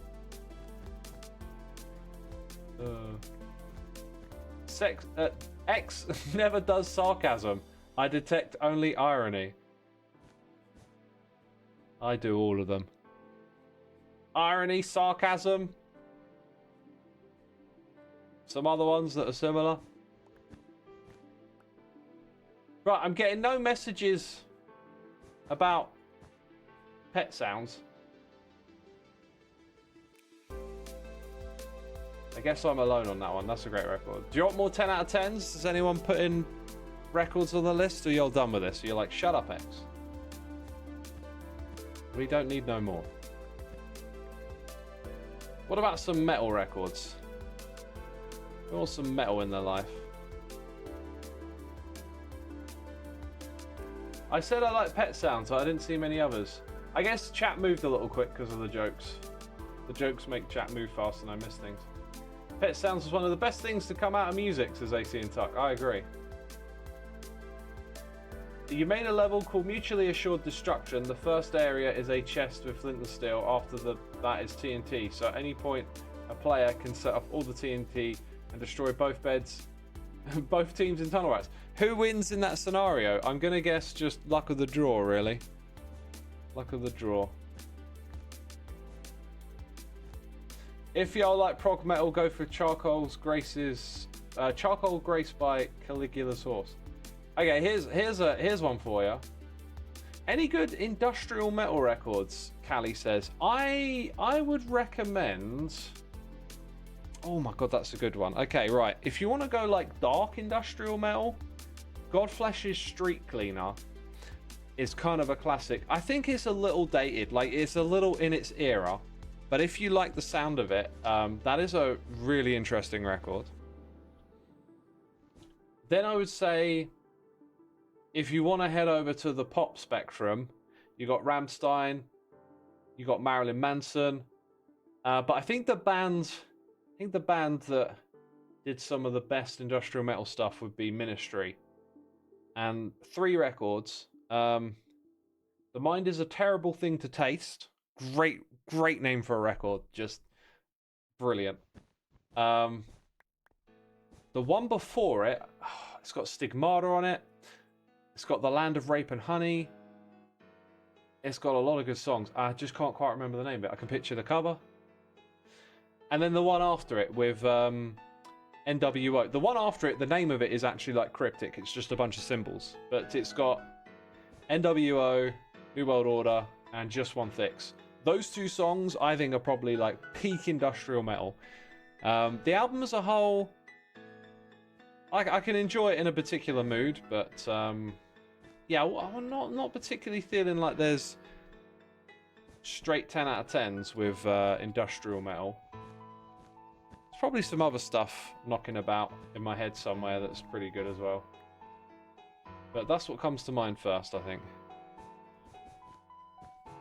So if industrial metal is your thing, hopefully some new stuff for you to listen to there. Do I like Joel's music? I absolutely love Joel's music. He's got a great sense of humour. Thank you for your service by a Tribe Called Quest. Phenomenal and truly 10 out of 10 record. You know what? When that record dropped, that was just like a blessing out of nowhere. I don't know if I'd call it a 10 out of 10. I feel like I need to listen to it more maybe to decide that. Like, that record for me fit into the cycle of like something new that came out because I was around listening to new records when it came out. Whereas I think some of those records that are from the past that, you know, music critics talk about and stuff, like you go back and listen to them with a bit more ambition or something, because the Low End Theory, that is a 10 out of 10 hip-hop record right there. And even in some of their follow-up records, they got some very strong songs. Yeah, Low End Theory. But yeah, how about y'all post some 10 out of 10s, and I'll see if there's any I vibe with. Because I bet loads of you'll say stuff I've never even listened to.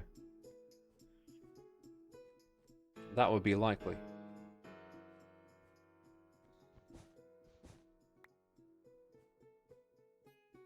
On the charity stream, I thought you on the Mystery Hermit because of the face on the sign. Yep.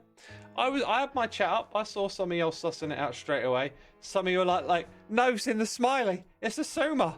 It was like you were having a collective panic attack in the chat. It was beautiful to see.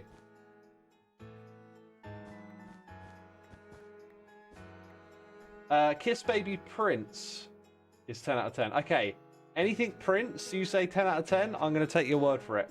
I need to get into Prince at some point. Jeff Wayne's War of the Worlds, I absolutely love that record. I don't know I'd call it a 10 out of 10, but I think it's like a bit of a must listen for music fans. Like, you got to go listen to that record if you're into music, because it's just so unique. Zen Arcade by Husker Du. I never quite got into Husker Du. REM, Sonic Youth, Loveless by My Bloody Valentine. That's like, you know, noise rock, garage rock, showgaze, late 80s, early 90s stuff. I tried Loveless. Like, I can hear how like influential it was, but I never like vibed with it. But there's so many records that are like clearly influenced by that one that I really, really like. So that's a cool record. Like, definitely worth a listen. Blink 182 Untitled is 10 out of 10. I'm quite fond of some of the old Blink songs that are on telly or on MTV when I was growing up, but I never listened to their records. Disintegration by The Cure. Yeah, Disintegration is pretty good. There's other Cure records that I've listened to more than that one. Yeah, like some records are like really good, but I just haven't listened to them enough. You've been humming Stevie Wonder all day. I listened to one of Stevie Wonder's records a while ago, and it was just phenomenal. Could totally listen to more of his. Dang, I got the hunger to put like some classics on my list now. Like, I've been just listening to new releases for so long now. I feel like I need some classics again. Not in full. You're too kind. You're too kind. You love Loveless the first time you listened to it, and then you never came back to it ever again. Really? Oh, all right. Yo, Leftism by Leftfield. That is a really cool record. And there is a song with Leftfield and I think Africa Bombada, which isn't on that record, or maybe it is, that is just, whoa. I love it when musicians come together and just do something you can't explain. Are we suggesting specific type of music or 10 out of 10 albums in general? 10 out of 10 albums is the game.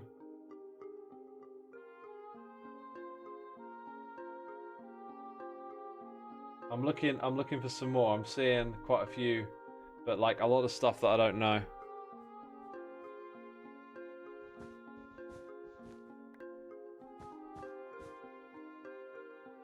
Africa Shocks actually brought the record earlier this week. Dude, I'm listening to that after today's stream.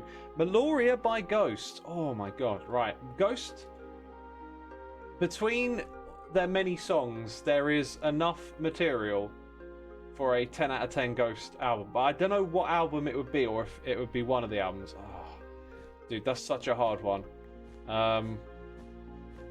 Yeah, but Ghost are a pretty incredible band.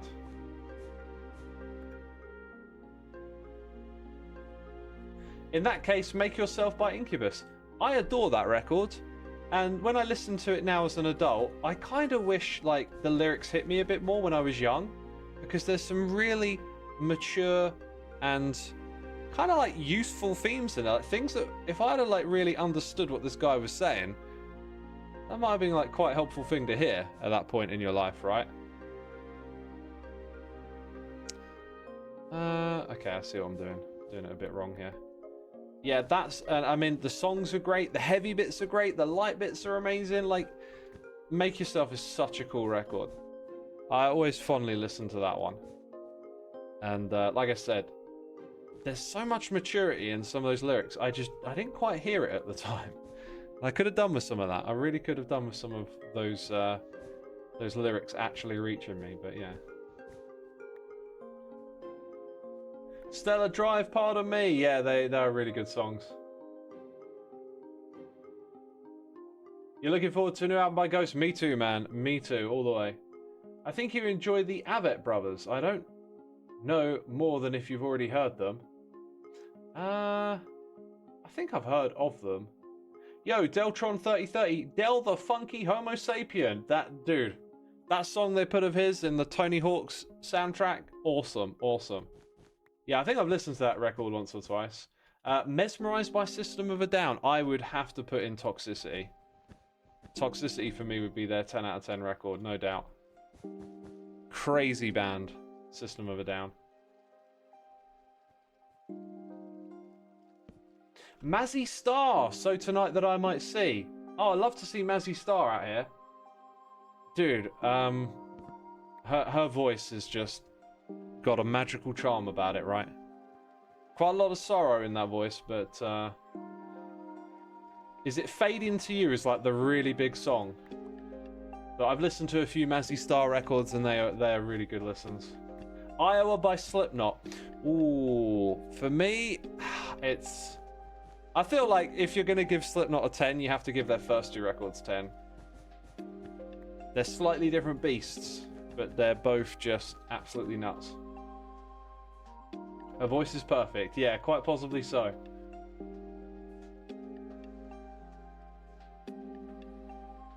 Yeah, Koei no Yokan by Deftones is 10 out of 10 for me. Epic.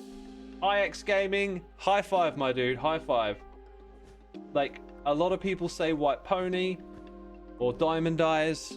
I really think that album is their strongest. There's something magical going on that record. It's my favorite Deftones record, no doubt. No doubt. What are my top 5 favorite bands? Let's see. Dimmu Borgir, Rollins Band, Metallica. And then I think like after that, it gets a little fuzzy for me. It feels like it would, you know, you have to sort of, oh, I can't mention that one without this one, you know.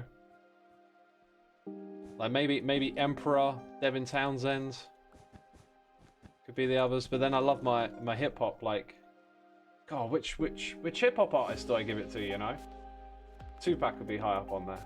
Love his music. I rewatched Tupac Resurrection recently, and that was just what a vibe.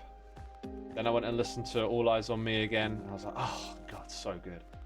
Some peak music right here.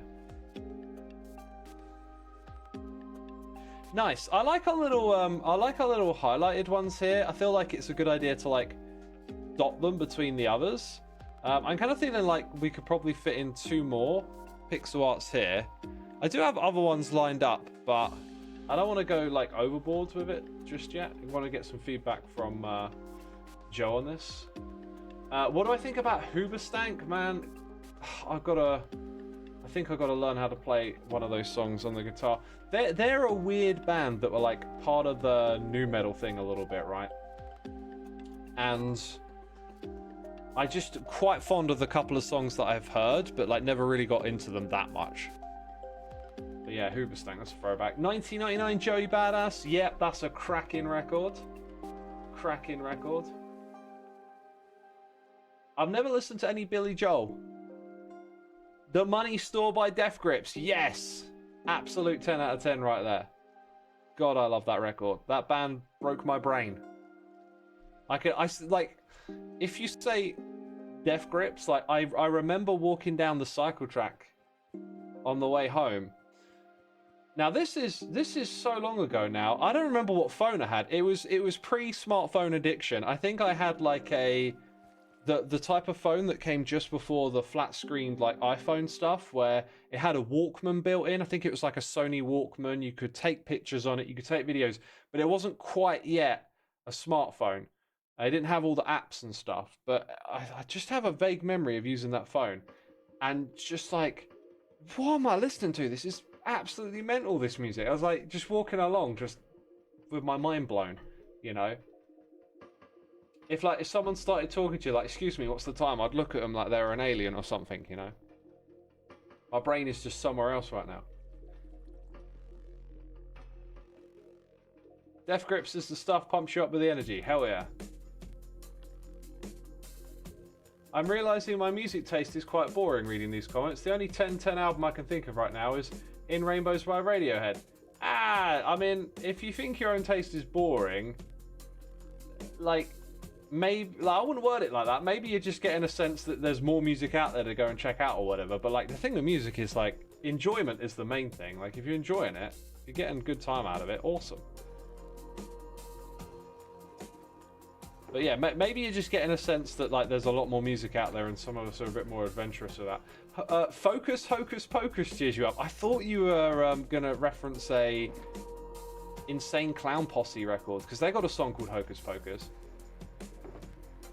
Insane Clown Posse, I think I totally understand if someone doesn't like them, but if you can find a way to get along with it, some of their music is pretty darn fun and catchy. Like, in a kind of like teenage angsty way, sure. But I think they get hated on a lot. And maybe unnecessarily so. I think they got some really good stuff in their catalogue.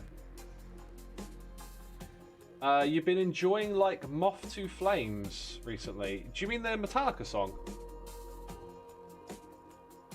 Stormbreaker says, I'm so unknowledgeable about music.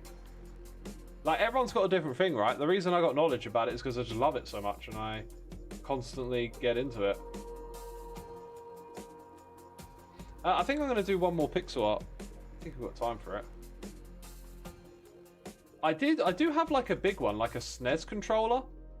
But again, I said it a second ago, I kind of want to see what Joe thinks of all this first. Also, like, we've done it on one axis so far. I wonder if we should do like the other part in a different direction or something. We could also perhaps have a stab at taking out this floaty nonsense. Might be a good idea.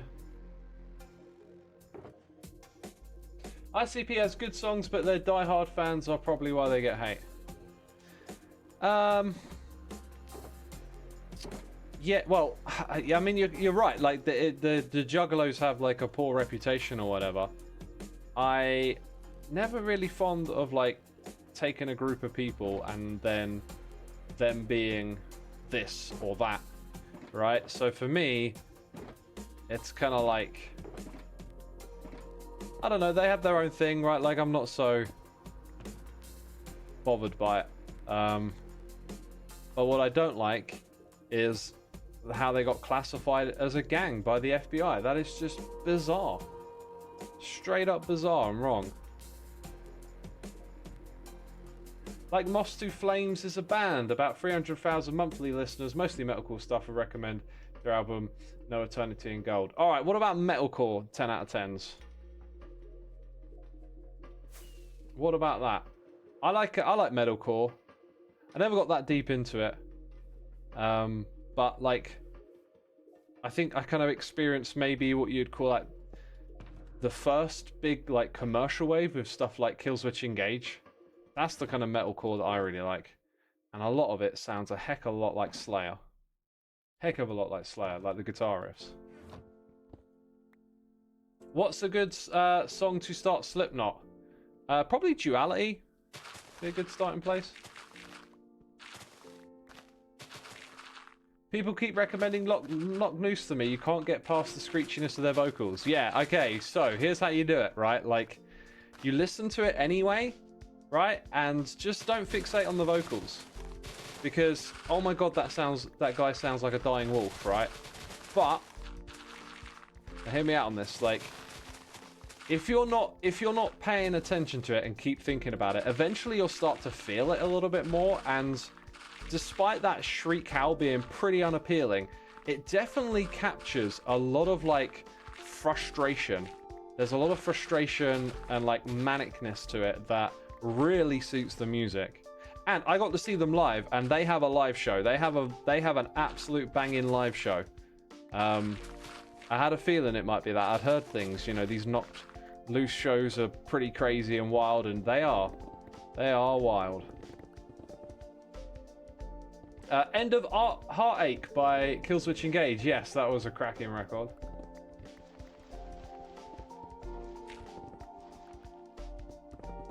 Talking about Growl, oh my god, Gojira album Magma is 1,000,000 out of 10.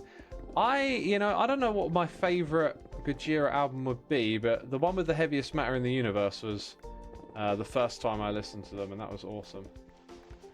Generally speaking, are you a beats or lyrics guy when listening to music? I am strangely like non-lyrical with music in general, yet if it's the right kind of like flow and cadence in hip hop, like especially like the 90s and 80s flows, then I can quite easily get the lyrics and digest them. And I don't think like lyrics don't always have to be serious, right? So I think maybe you're getting a bit of like the mumble rap, vibe rap stuff. That generally to me falls off a bit. If it's just like going for vibes and saying nonsense, like that doesn't really work for me. But yeah, like with a lot of other music, like the lyrics can kind of just sort of be there, and it's not really what I'm listening to. Like I love singing, but I just have a bit of a hard time with words. But with hip hop, it's very like upfront and direct, right?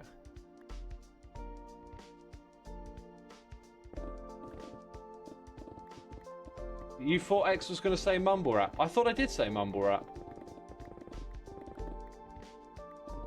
Oh, you thought I was going to mumble rap. Oh, I couldn't even be bothered. I couldn't even be bothered to mumble rap. Now, there are like moments where that kind of like mumbly vibing with your voice, yeah, it can have a bit of resonance and vibe, and you can make it work. But like as a whole thing, it tires so quick. Waken the Fallen by Avenged Sevenfold. Yo, that is a great record. Great record. Like, I wasn't massively into the metalcore stuff, but that's the kind of thing my friends listen to, and that's a killer record. Do you go to many concerts normally, or do you just listen at home? I used to go to concerts constantly, like a couple every month. And then the pandemic happens, and then years go by without doing gigs at all, really. But then recently just started to pick up the pace again a little bit, hoping to keep that going, I guess. Personally, if lyrics don't have a meaning, I lose the song. I prefer the sound of songs, but I find the lyrics important. That may be because I listen to more political genres. Yeah, I mean, there's a time and place for it where the lyrics can be front and center, right? Like I was saying about rap a second ago, that kind of hints at, like, you know, the lyrics being a big part of the listening experience, I guess. But, I could easily listen to instrumental hip-hop beats as well, so. A couple of Spirit Box songs have been your go-tos in the morning on the way to work. Awesome, yeah, I love Spirit Box. I'm going to go to Downloads this year and see them again. That's going to be awesome. And a bunch of other bands as well. Get to see Sixth Absolutely legendary band. Totally worth listening to, actually. That's a good one, actually. Oh, Atrocity Exhibition by Danny Brown. That is a really cool record. I like that one. Yeah, if you're into metalcore, proggy metal, degent, Meshuggah, whatever, go check out Sixth and their catalog. Like, right from the beginning, just everything. Everything there is interesting if you're into that sound. Super cool band. Coast Contra. Yeah, I've seen those guys. They sit around a table rapping, right? Very cool stuff. Very cool. Yo! Takio Bolas, thank you ever so much for 3 months. Fugazi is a band that I recommend a lot. Started listening to them with the song I'm So Tired, but their heavy stuff caught me off guard. I love the stream, by the way. Thank you, my dude. I've listened to Repeated by Fugazi, and I recall, you know, enjoying it a lot. Being a fan of Rollins' band, and those two being best friends, I've, yeah, listened to Fugazi quite some time ago. I know they're a legendary band within their own rights. Yeah, enjoyed Repeat. I never really went too much further with that. Yo, Pale Banner, thank you for the Prime subscription. Much appreciated. Peeps, if you did not know, you can use an Amazon Prime to join our Minecraft Patreon community server, whatever we're calling it. Because anyone who's subscribed to me here on Twitch, gifted, Prime, regular, you can use that to get access to our server. So if you're looking for a Minecraft community to be a part of, a place to play with your friends, our 4th season of Let's Play Minecraft Together is pretty darn new. We launched it like a month or 2 ago. If you're interested and you're subscribed, head over to summervoid.com/get-whitelisted. Hook up your account and play today. Another band you found earlier this year and ended up really liking was enjoying was Avoid. Saw them as an opener for Silent Planet. I've been listening to Silent Planet. They're interesting. They're interesting band. What is my take on Sleep Token? For some reason, I can't get into their older stuff, but their new stuff and the last record they put out, I've really enjoyed so far. Like, I'm definitely looking forward to the new record. But every time I put on their old stuff, I don't know, like it's not like pulling me in or anything. But you know, they've got eyeballs on them right now. Well, ears. They've got eardrums listening. You know, they're having a moment, and they're headlining Download, which I don't know if that's, you know, saying a lot about them, or maybe it says a bit more about Download finally taking a bit more of a risk with its headliners, because one of the disappointing things about Download Festival is that for the last 10, 15, 20 years, I mean, I don't know quite how you stack it up, but it doesn't feel like there's been a lot of fresh bands breaking through. There are a lot of really old bands that are just doing the headlining over and over again. I mean, next year, who's going to headline? AC/DC, Metallica, like Kiss again? Like, you could totally see that happening. And it's been harder for other bands to break through. And Sleep Token is kind of like a bit... Like, it feels like it's out of nowhere, but they're definitely having a moment. They're definitely on people's radars. And I guess when a band is fresh and new and you hear about them a lot, it can be a little tricky to get a sense of how big they are. Because it could be that they're just, you know, they're hitting a lot of people maybe outside of the metal audience and they're actually really big and it makes sense to put them there. Or it could be that Download are, you know, taking a risk on a fresh band and helping to elevate them. I'm not sure. They also are known for having really cool live shows, so that's probably another plus if you're hosting a festival, is to bring in bands with a reputation for a good live show.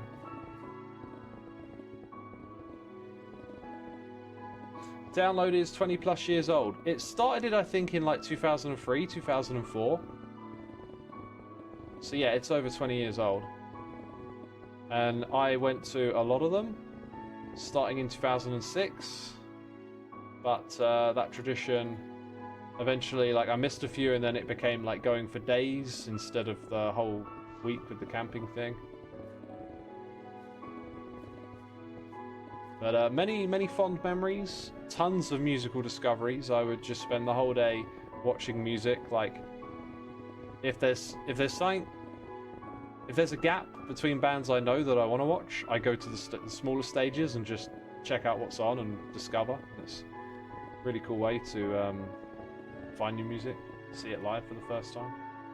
I haven't done Wacken, no. Probably won't ever get around to that. Sleep Token's community is low-key insane, but the music is good, so just have to ignore the fan base most of the time. Maybe. I don't know. I think when I listen to like most music and stuff, I don't particularly attach much relevance of like what is the fan base like, right? I say that because being a part of the Minecraft community, this always felt like just an amazing space to me. And then one day it was like I went somewhere else on the internet and people were like, the Minecraft community is so toxic. And I was like, what? And I just realized, well, you know, it's your perception of the community and what part of it are you looking at and how big is it? And, you know, our little part of the community here, it might feel big. It might feel like Hermitcraft is like some big part of Minecraft. But then when you zoom out, there's loads of big creators. Like, you know, if you spend a little bit of time searching through Minecraft content, you'll come across some content creators you never heard with millions of subs. It's like absolutely massive. Absolutely mahoosive. I need to drink a little bit of water. Hydration time. Is it now?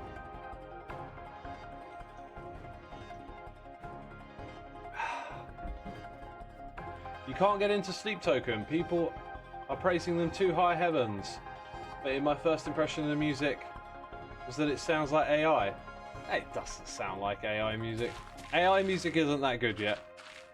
I would say, like, just like don't go into it as if you're going to hear like something absolutely incredible, because like every band out there has that die-hard fan who thinks they're the best thing ever, right? And the bigger you are, the more of those you attract. And if your first impression of a band is someone, you know, exclaiming they're the best thing ever while you're lukewarm on it, like, don't use that as a benchmark. Just listen to it. Just give it a go. Let it be what it is. I mean, I've struggled to get into some of their older stuff, but like, I'm not holding it up against the fact that some people think this is the best thing they've ever heard, you know? That'll only hold you back from enjoying it. Speaking of hydration, posture check. Relax your jaw. And your shoulders. Your shoulders get pretty tense sometimes, right? Yeah, that comes up on my meditation app, like, relax your shoulders, relax your jaw. And it's like, oh yeah, I noticed that even though I'm sitting feeling quite content, my jaw is, like, tightened. Fingers too. Got to get those clicking fingers in order.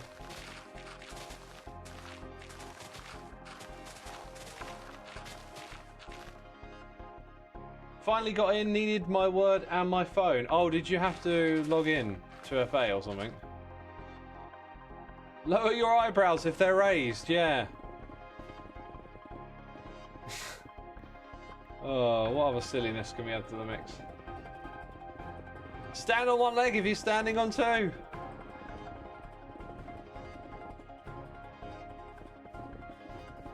Hi, Xisuma. Unrelated, but what should I build in Minecraft? Be specific, please.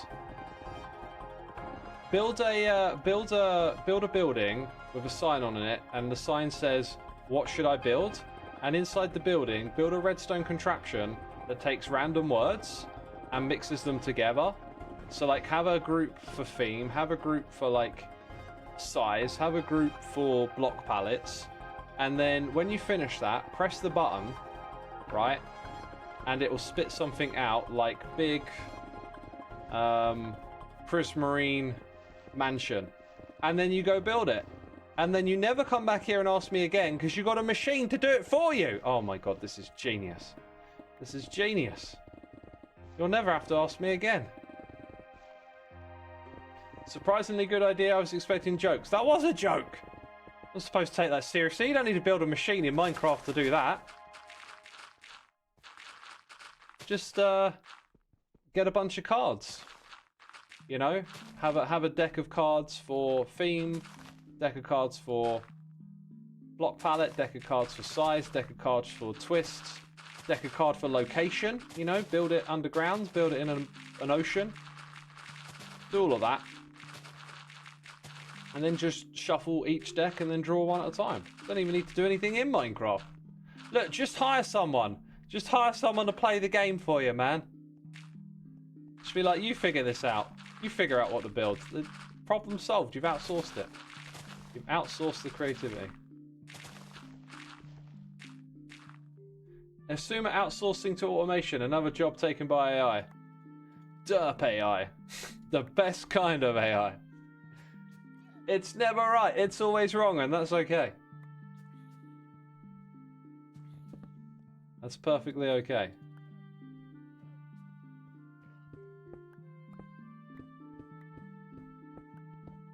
Derp AI is fun AI, I agree.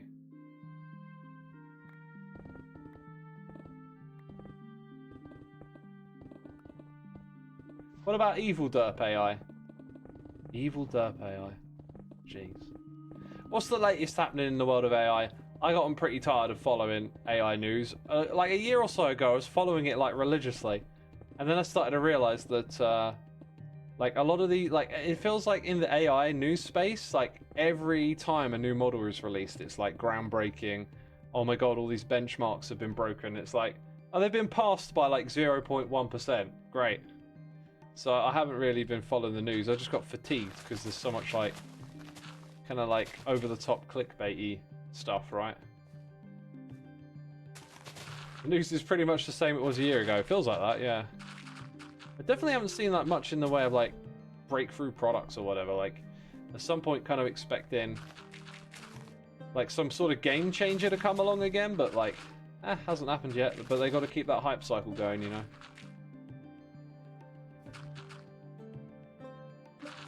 Adequate intelligence, yeah. I mean, adequate intelligence will still be good. My company's been pushing everyone to use AI for everything now, and it's honestly just keeps slowing down our work process. I'm sure it'll help at some point, but the learning curve is frustrating. Yeah, I imagine it could be like that. DeepSeek was a game changer cost-wise. Yeah, it was. That definitely was a bit of a moment. But between that, it's like it's just the nature of following this stuff on YouTube, like, and in other places too. It's like it on Twitter as well. Just the whole everything's got to be big and huge all the time, you know, and everything's got to be enticing. So like, when some company like slightly passes a previous benchmark, which is like vaguely interesting, oh okay, well done. Like it becomes insane. It crushed this benchmark. Like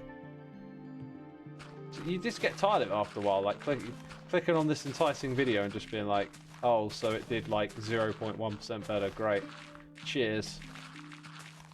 See you later.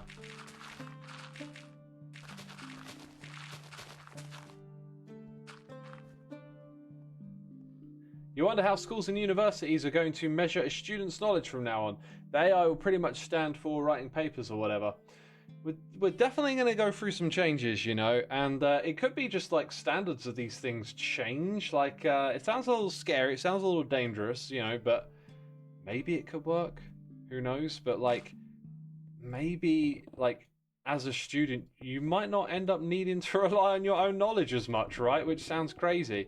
Like, we're always quite scared of technology, technological change, and I think it is pretty scary, the idea of like outsourcing knowledge to AI and stuff. But it might just become the norm, and it might work. Like, it might not be. I'm not quick to say like AI is going to be catastrophic and doomsday and stuff. You know, I think it's going to displace jobs and cause disruption, but hopefully in a way where it leads to better outcomes further down the line, which, you know, there's a lot of uncertainty around that. But historical perspective, you can just see technology disrupts jobs over and over again, you know. And people at the time can't understand. Remember like with you know, you got your AI generated art and stuff, and there's a lot of hysteria around it, maybe some of it rightly so, but that happened with like Photoshop, and it happened with photographs when they first came around. Like, you go back, you do a little bit of history, the photograph comes along and someone's talking about how it's going to destroy society because we're not going to use our memory anymore. We're going to look at photos and people are going to forget important things, right? The fabric of what society is just going to change. It's just going to morph like it always does. Luddites are a natural group of people that didn't like the mechanization of jobs. And then didn't Luddite become like a term for someone who can't like move about much and work or whatever? Interesting. It's kind of sad. My professor was frustrated because she caught another section of her class using AI for her assignments. She had to praise our section for not using it, and it was pretty frustrating that we were considered special for not cheating through a short paper. Yeah, I mean that's just the way it's going to be now, right? Like, I think the world of teaching and education has to embrace it. It's just too strong of a thing to ignore. It's one of those things that you see happen over and over again. Is like, idealism never quite works. We tend to just like take the path of least resistance as people, right? Collectively among us there'll be some that will like stand tall and nope, this is the right way to do things, even though that thing over there is easier, right? But then other people just come along and fill in that space.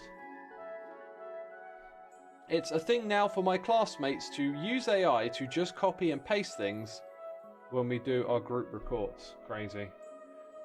Copying, pasting, like, do they read it as well, right? Like, that's the other thing that's scary, is because it gives you an answer, right? Let's say, you know, you got an assignment, you use the AI, and it creates like the product that you've got to turn in.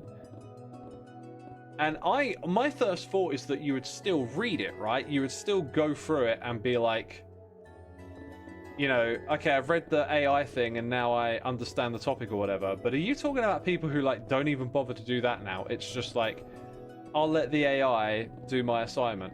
Because that is a crazy leap. Like, I always sort of picture it in my mind as like a step back because you're not actually doing the thinking and the research and you're getting the answers from the AI. But are we talking about like people who will just like not even read it, just copy and paste and turn it in? Because that's crazy. A lot of people don't read or fact-check AI. Dang. I don't use it that much. A year or two ago, I was using Chat GPT quite a lot. And then I just didn't really, like, integrate it into my workflow or whatever, right? Like, I didn't really find much enjoyment out of that. Every now and then I'll ask it the occasional question. But it's usually stuff where it feels like the answer you're going to get will sort of be like actionable in a reasonable way, you know? Like, you'll ask it something that maybe you vaguely know about and it's just going to reaffirm what you suspect is true, right? So, like, it wouldn't be something you put a lot of trust in. If it gave you a really, like, different answer than you were expecting, I'd be like, oh, hang on a second, let's go look this up. Like, that's the kind of stuff I ask it now. Things where I feel at least like I'm not fully relying on it, but it's just sort of helping me find that answer I'm looking for, right? Several people on my TV production course have used it to write entire scripts and pre-production work, which is a significant portion of the final grade. Dang. Crazy, isn't it? The world's changing fast, people. It's changing fast. Ah! Ah! Ah! Oh, we're okay. Oh, I want that. I get a prize. Yay. I still find that one article about the US lawyer trying to use AI to cite a non-existent case for a lawsuit really funny. I've heard that one. That is hilarious, isn't it? That is hilarious. I mean, if you're really lazy, you can get caught out, so we've still got that going for us. It might become a bit more concerning when you can get away with being that lazy. One of your biggest concerns at the moment with AI is programming introducing a ton of software vulnerabilities.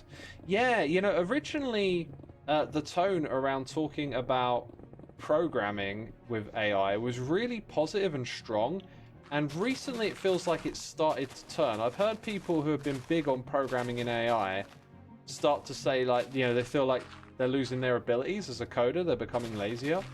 And there's also this thing about like vibe coding and like a lot more just half-assed things being created where your software like works, air quotes, but like you'll just put up with it because you didn't have to do anything.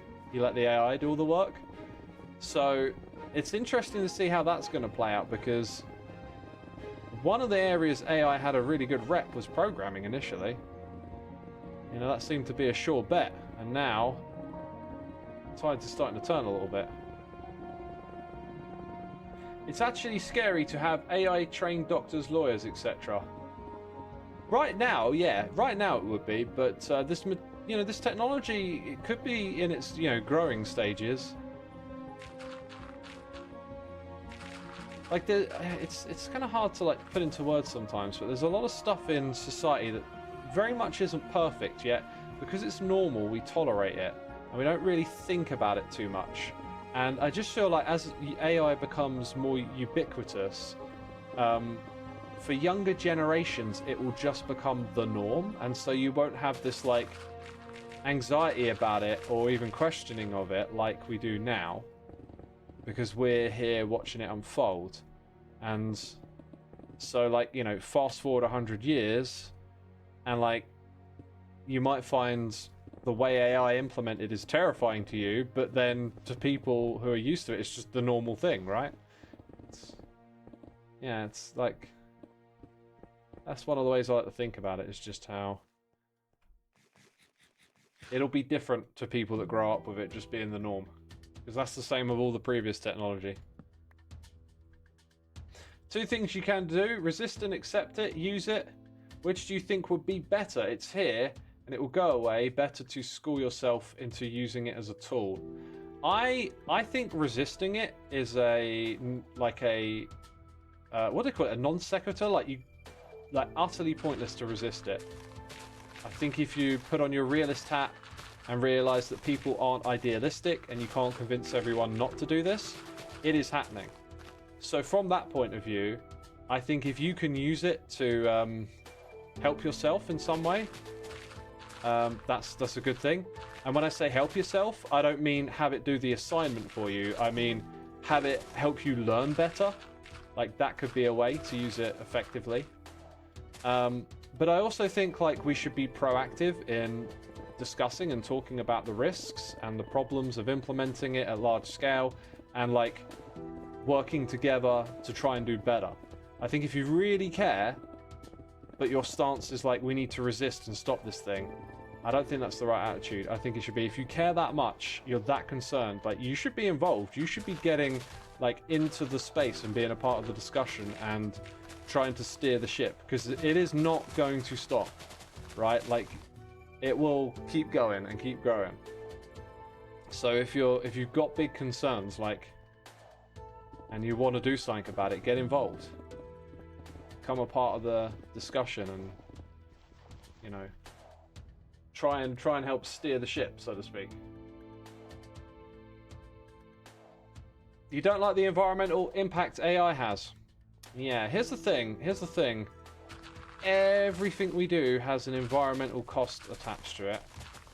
And nothing exists in a vacuum. So when you see these big figures about, you know, how much AI is using energy and stuff, it's concerning. It could be better, right? Like, we would like those numbers to be lower. But, like, that problem is everywhere. It's, like, in everything. It's not just AI. Like, it's not a lone thing. Sure, it's not great that we got something new that's starting to suck up loads of power. Like, one of the things you probably don't think about when it comes to fossil fuels and pollution and energy is food. Like, it takes a lot of fossil fuels to put food on your table in front of you every day. And we do that for, like, 8 billion people around the planet, right? And, yeah, I don't know quite where to land that plane, but tend to look at things in a vacuum, right? You isolate onto one issue, where it's like, actually, it's like everything in our society is built on this foundation of using fossil fuels for energy. Industrial or monocultural farming is also a big deal. It is. It is. It uses a ton of fossil fuels and energy. The thing is, though, like, I think that a lot of the time there's this idea about this stuff, like, oh, we should just do it without. But it's like, it's actually not really possible to do it without, right? Like, to feed that many mouths, we don't really have the alternative. So it's a very tricky thing, the use of energy and reducing it, because a lot of it is tied to, you know, greenhouse gas emissions. You dislike how the past AI for complex algorithms like enemies in games, and now people think these non-LLM softwares are using machine learning. Yeah, I know what you're getting at. I haven't observed that, but it's like, we used to call, like, in Minecraft, you'd say like villager AI or something, right? We used to casually use AI to reference pathfinding in computer games. And yeah, I can see how, like, depending on when you're approaching that issue from, like, you can convolute the two or whatever. Yeah, I've definitely seen that as well. Like, sorry, not so much seen it, but thought about it. It's like, oh yeah, we use this term in Minecraft over here for, like, you know, mob AI, as we call it. But now we've got, like, a new definition of what AI is. How can you make it Publix? I don't know how... Can I make what Publix? I don't know. Eating is essential to keeping us alive. Using AI is not. That's a fair response. But at the same time, I would say there's a lot of stuff that is not essential to us living, but we do it anyway. Like, it's kind of human nature. It's like built into us to, like, thrive and make more and want more, right? Like, and that is that driving force. That's why I say, like, it's probably pretty futile to try and resist AI. You don't have to use it if you don't want to, but, like, it is going to become ubiquitous, it seems. And I think if you're out there saying we need to stop, like, it's futile. It's like just stop oil. It's just, it's not going to happen. It just won't. I don't think you can be idealistic about these things. You have to be realistic about it. But you do make a really good point. Like, wouldn't it be great if we as people could see that and act upon that? If we could see what things are luxuries and not necessities, and then factor into that big picture thinking of, like, 100 years down the line. But it seems like we're just not built to do that. Like, people rarely think that far ahead. We don't think about future generations.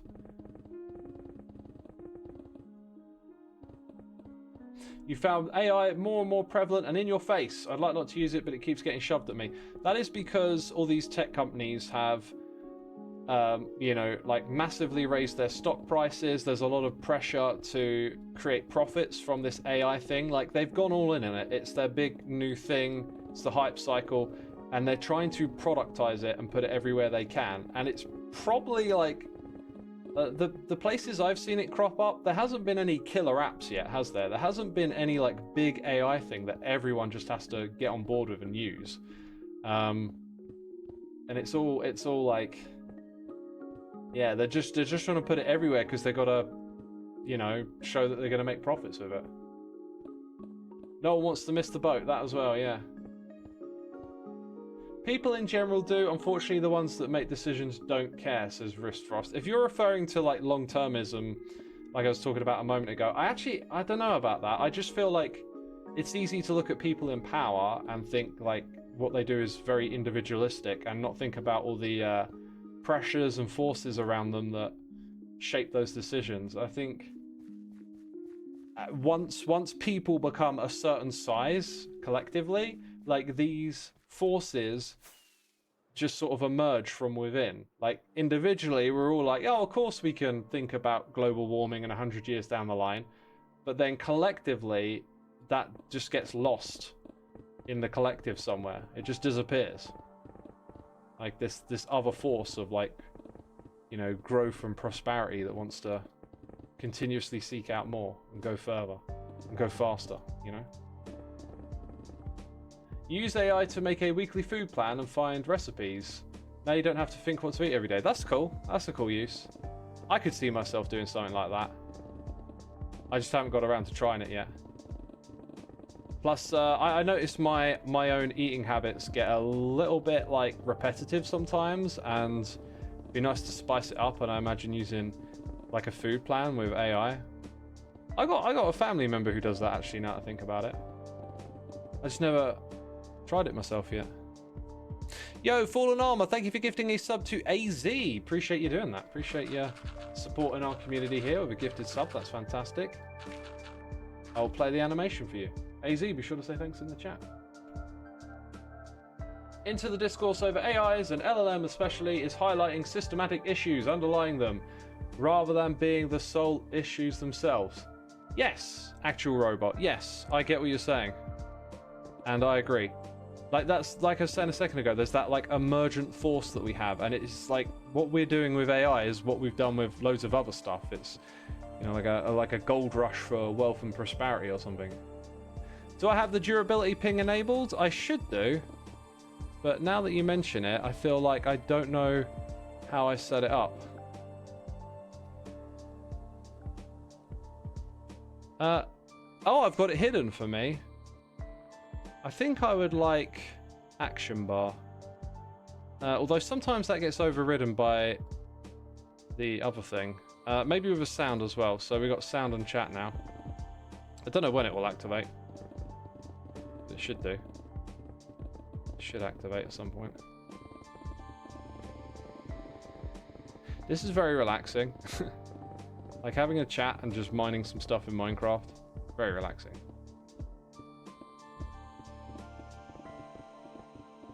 You feel like AI is a synergistic thing? Maybe something on the cloud? Well, it is. Like, a lot of it is done off-site, right? Like, ChatGPT doesn't run on your computer. And that's partly where these big astronomical energy figures come from, is because they have data centers hoovering up a lot of energy to run these systems. And, like, it's frustrating because the incentive to deploy it being, you know, to satisfy the shareholders because all these share prices have gone through the roof. It's like they're trying to productize it in any way they can, and that's leading to this like low quality, too early implementation that seems like everyone sort of acknowledges is pretty like tacky and not that great. But yeah, and then these not so great, you know, putting AI into your phone wherever it can, being powered by these energy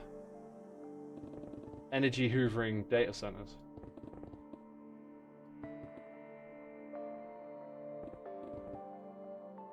Yo, Hayato! I probably butchered your name. Thank you so much for 2 months with the Prime and the love heart. Very kind of you. Thank you for supporting the channel. Can you call Mumbo? Yeah, sure. Yeah, let me just call him up. CTK692. Hang on 1 second. Yeah, Mumbo? Yo, CTK692. Yeah, that guy. Wanted me to call you. Oh, right. Oh, really? Oh, you're in chat as well? You were just going to... Oh, well, you don't need to reply, mate. No, I got it covered. I'll let them know. I'm actually... Yeah, you can hear me. Of course you can, Mumbo. Sorry.